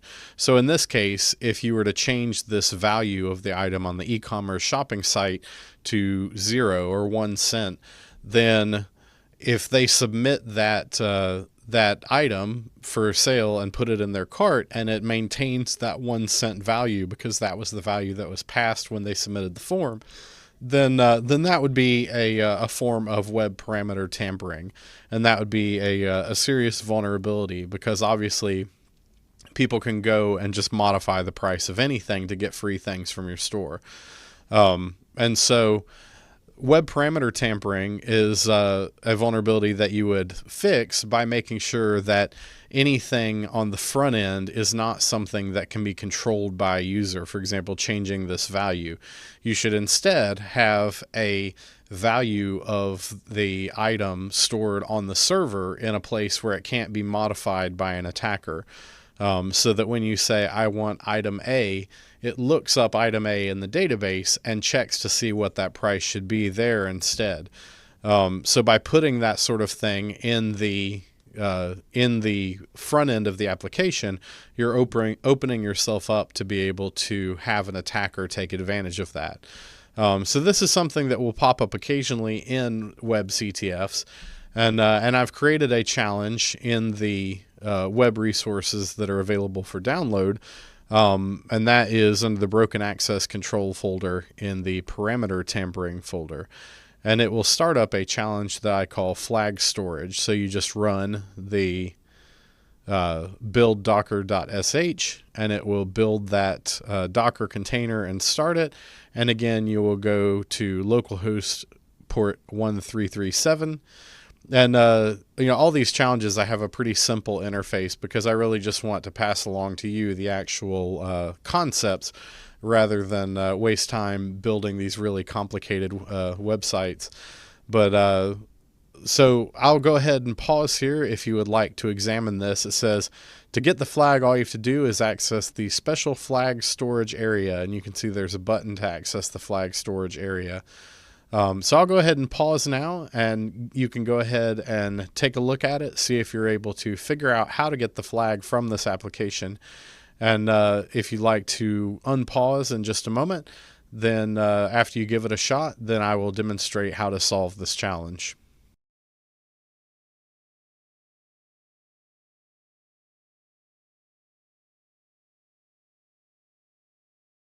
Okay, so yet again, this is going to be a pretty simple concept that pops up occasionally in CTF challenges, but also something that shows up in web applications that you may encounter in web app pen testing on the job as well. A lot of developers don't really, especially new developers who don't know a lot about the security side of things, think that as long as they are getting values from point A to point B, then that's all that matters. And so if you are submitting a form and it has a value, then they'll just accept it as it is because they figure that they put it there to be submitted as part of that form, and that's how it should be. And so they're really kind of operating under the assumption that that a normal user is not going to modify these things. But as attackers of web applications, we are not normal users. So when we click on the flag storage button here, we see it says, sorry, admin only. And so this is going to be a prime example of parameter tampering. So in this case, when we went to this page and we clicked on that button, you'll notice up here in the URL, if you're unfamiliar with the concept of query parameters in the URL, after the question mark here, we can have any number of key value pairs in the form of a key and a value. And so we have the admin equals false here. And so obviously if we clicked on that button and it takes us here to this page, then the developer is assuming that because you clicked that button that it's going to take you to the correct page for the non-admin users. But an example of parameter tampering would be changing this value to true instead.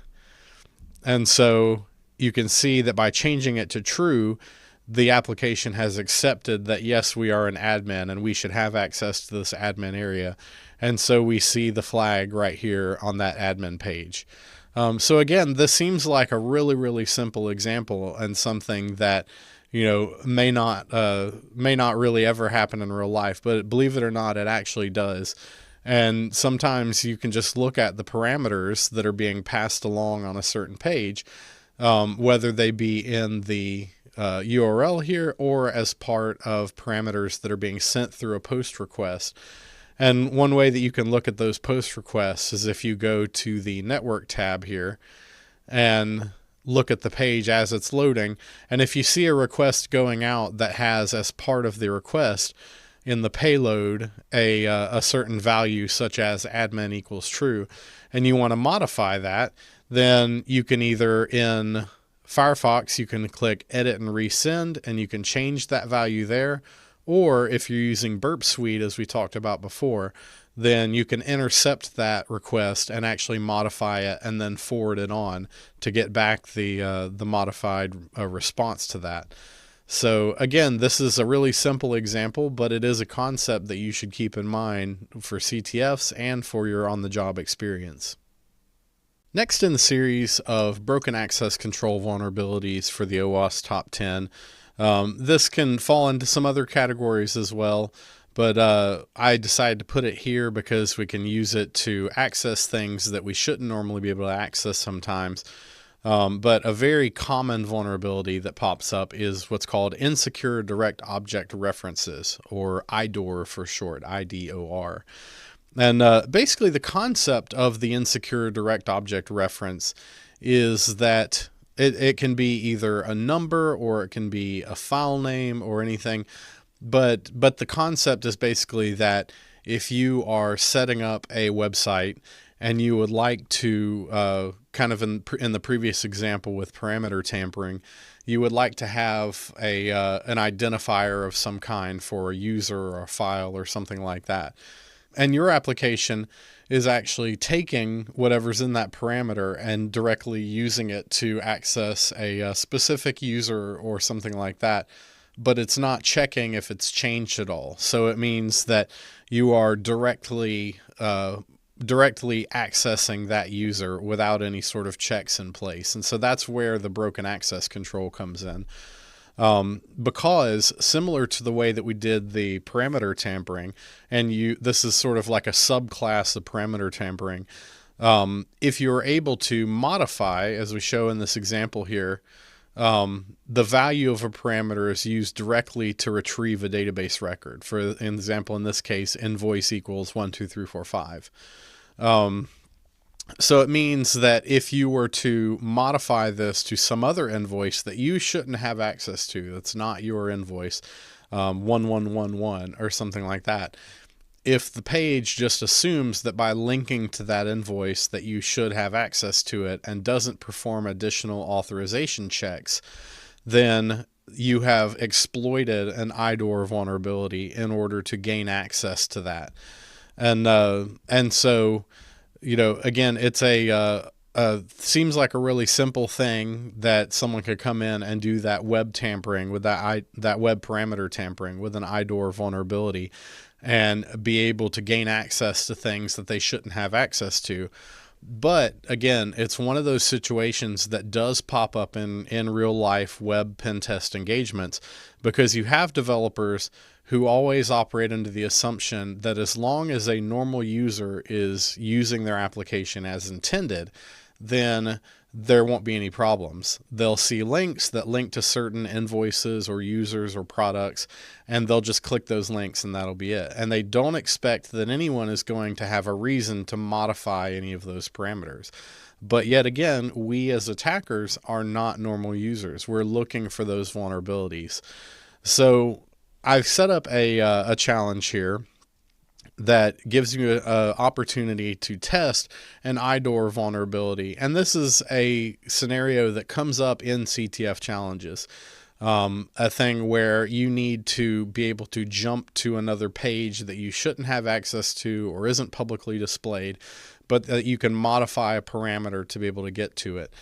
And so what we can do here is we can look at in the resources here, we look at number 4, insecure direct object reference. And we go ahead and run build docker.sh, and it will start up the application. And this starts up a challenge which I call featured user. And you can see that there's on the home page here, it says today's featured user is, and it has a random name. Check out their profile. They don't have the flag though. And you can see that it links to their profile.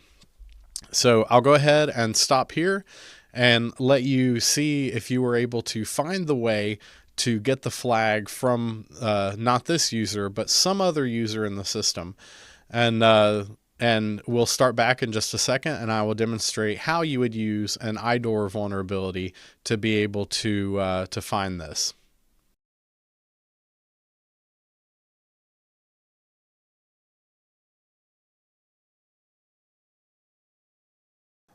All right, so if you're still with me, we will go ahead and look through at the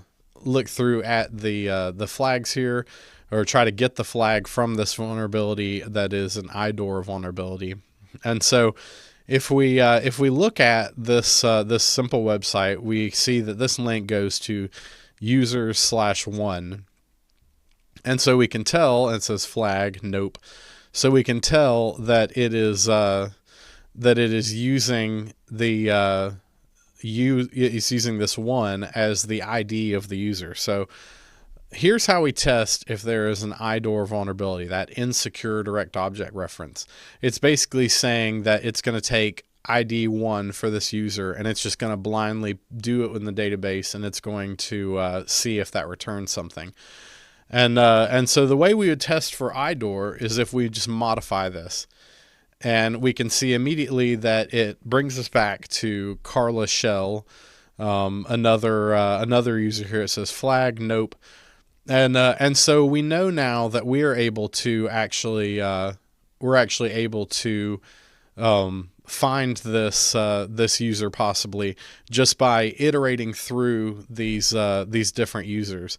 So let's go ahead and have a little bit of fun here, and this will be the first challenge where I will go ahead and actually do a little bit of scripting. I like to do some Python scripting from time to time, because this is a case where we could potentially do some scripting to actually find this user. Because obviously I don't want to just sit here and go, 1, 2, 3 and change all this. So I'll show you kind of the way that I would tackle this. I'm going to go ahead and start up my PyCharm here. I have to excuse the lag as I'm trying to drag this around.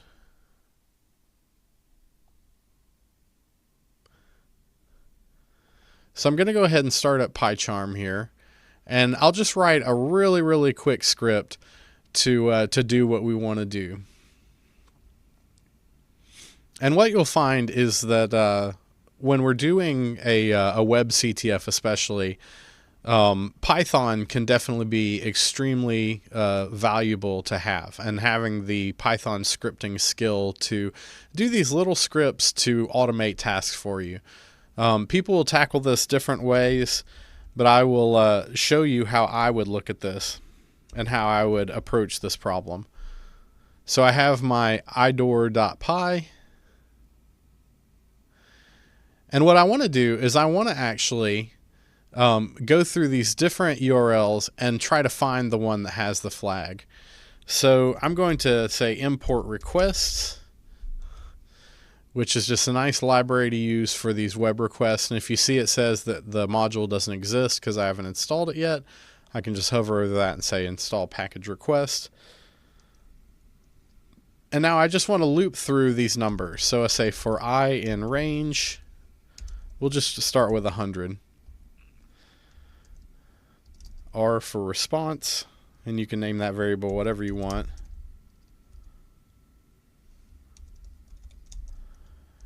And I'm going to say request.get. Put in our URL here. And so we want to actually insert this number here. So we're going to use just like a little format string there to make it so that the URL that it requests will be localhost1337/user/%d and then %i there to insert that I into it with a format string. So what do we know about these pages when we're looking at this? We can see that it says flag nope. So what if we just iterate through a lot of different numbers and then say if nope isn't in the response, then print it out and exit. So we'll just say if nope not in r.text, print r.text, exit. And so what this is going to do again is we're going to loop from 0 to 100. So we'll change this to 1 to 100. 1 to 100, request the page, and then if nope is not in r.text, so it should show that the flag should be there instead, then we'll print that out. So let's go ahead and run the script. And we can see it almost immediately found something. It found for, let's see what the ID was. We'll print the ID too, since that was really fast.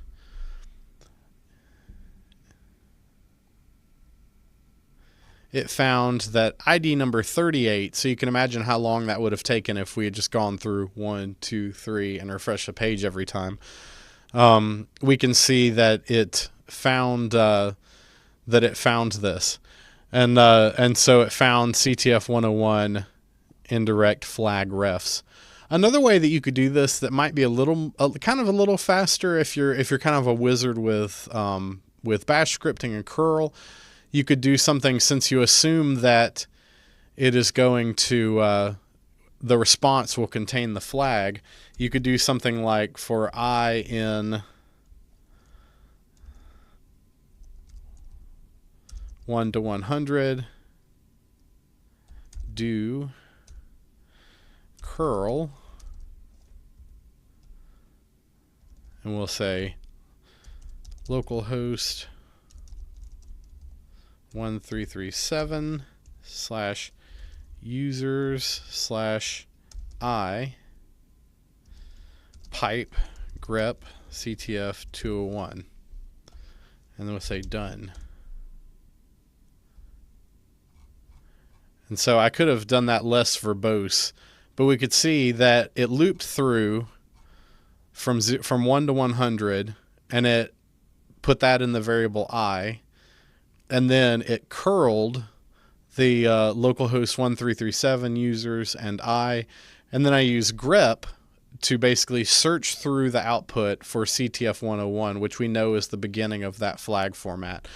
And so it did print out this output about as it was downloading everything, but the end result was when it reached that particular one that was ID 38, it did find the matching text which contained the flag. So you see there's different ways to approach that when it comes to automating a task like that, iterating through a large number of requests. I prefer to often use Python for just these quick little one-off things, but some people are just kind of a wizard when it comes to Bash scripting, and you can just really quickly bang out something like this to be able to find it with a little bit more ease as well. So either of those approaches are a totally valid way to do it. But we could find that Alora Raymond had our flag hidden there. And so that's an example of an insecure direct object reference, or IDOR, that you could encounter in a CTF competition or in a real life pen test. And by iterating through a series of numbers like that, or other identifiers, you could potentially leak information such as a flag. Next in the broken access control category is something that's kind of related to the previous videos that I've done, except in this case, we're going to be talking about cookies. If you recall, when I was discussing some of the ins and outs of web tools and things like that, and especially with your browser, I talked about cookies and where to find them in your browser, and how sometimes they can be modified unexpectedly by users to produce interesting results. So again, this is a situation where a developer can put whatever they want in a cookie value in your browser, and they can store that because HTTP is what's called a stateless protocol, meaning that it doesn't naturally maintain any kind of state about the connection of the user. So as soon as you request something and that transaction is done, then it's finished. There's nothing saved about you naturally as a part of the HTTP protocol. So cookies and things give you the ability to maintain that state by having little bits of metadata that can be passed back and forth. The server is able to instruct your browser to set cookies, and then as you are making requests, your browser will send those cookies back to say, this is who I am, here is my token, here is all this other information. And sometimes that can just be something as simple as a personal preference. It's not really a security risk, but it could just be something that's useful for filtering data or something like that, or keeping track of what was the last thing you searched for. But some developers, as we've seen in previous challenges, can make the assumption that things they store in cookies are safe to basically leave in control of the user. And as we've already seen, that's pretty much never the case when you're talking about security vulnerabilities and web pen testing. So we'll go ahead and look at the next challenge that I've created for you. And it is under the broken access control, and then there is a cookies folder. And when you start up this challenge by running the build docker.sh, it will build and deploy that application, and that starts up the cookie monster application. So again, as we've seen before, I'll kind of pause and let you see if you can figure out how to solve this challenge. Now, as with other challenges in every CTF that you ever do, a lot of times the name or the description is going to be a hint of where you need to look in order to solve the challenge or what sort of technologies are involved. So in this case being Cookie Monster, and obviously this is a cookies lesson, it gives you an idea of what it is that you need to do to solve this challenge. So we can see right here on the front page, it says access denied. You're not currently logged in, and we disabled the login page after recent cyber attacks. Please check back later. We have to protect the special user who has our flag. So you're going to have to do a little bit of investigative work in order to find out where the flag is and be able to recover it from the so-called special user. So I'll go ahead and pause now, and in a second I will give you the solution to this problem, but see if you can figure it out yourself first.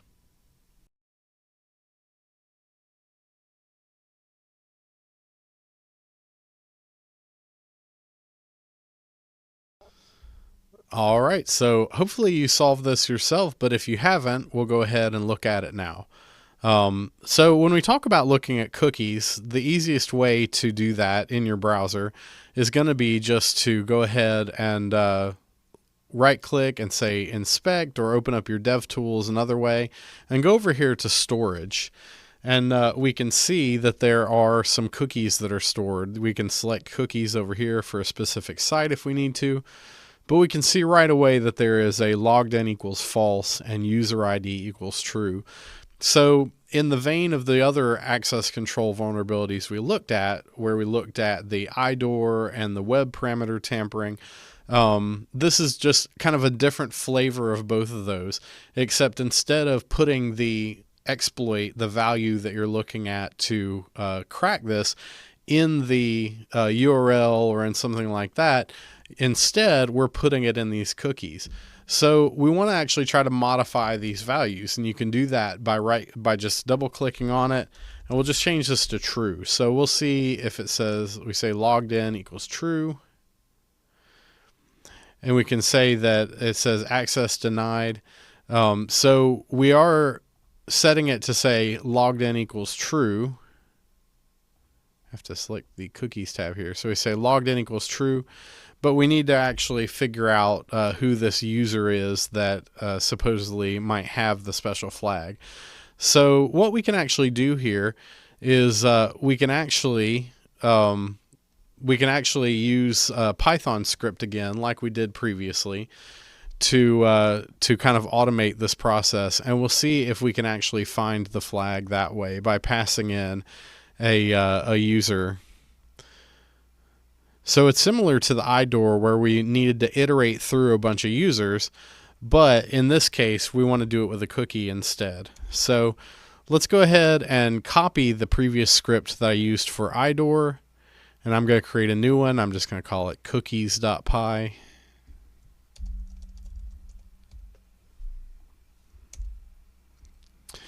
And now in this case, we're just going to go straight to the home page of the site, and we have our range from 1 to 100. Now in this case, the request library has the ability to pass in cookies in what's called a dictionary format. So we can say logged in equals true, and then we'll say user ID. And here we need to actually put this inside this loop. And we're going to put I for our user ID. So now we have our request, and we have a dictionary called C. And we're going to pass that in with cookies equals C, because we want the request library to make our request and pass in our two cookies saying logged in equals true and user ID equals 1. So we're going to actually also modify this because we know that the flag format is CTF 201 and a curly brace. So we're going to say if CTF 201 is in the response, to go ahead and print it. So we are doing the same sort of thing that we did with IDOR, and this is almost like a form of IDOR, where we are able to directly reference a user ID, but instead of it being in the URL parameters or a post request, instead we're sending it directly through the cookies, so it's going to be hidden from the user's view. So this is again one of those situations where a developer would basically put in a user ID for the current user, 0 being that you're not logged in, I guess, and assume that unless someone's not going to modify that to gain access to things they shouldn't have. So let's go ahead and run this and see if we find anything. Let's see. So we had a little error here. This is actually supposed to be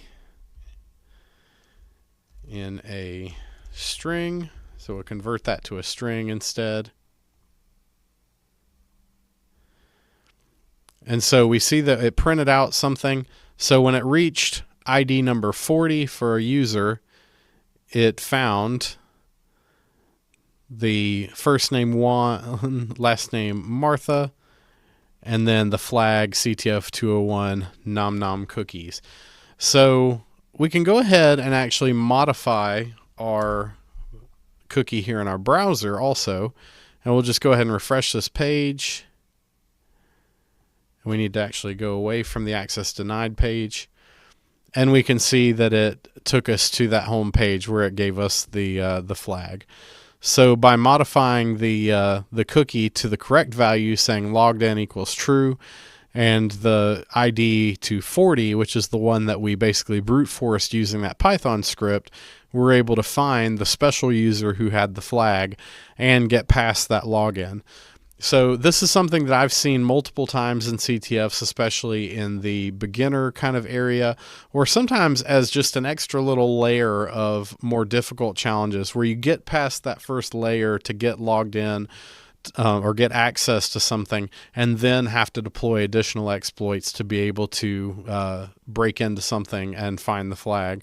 So this is a good one to know, and just to understand the concept of modifying cookies, because sending these cookies and understanding how you can modify them in a script or in your browser will give you the opportunity to then layer that with additional vulnerabilities when it comes to SQL injection or other vulnerabilities you can exploit to crack other challenges.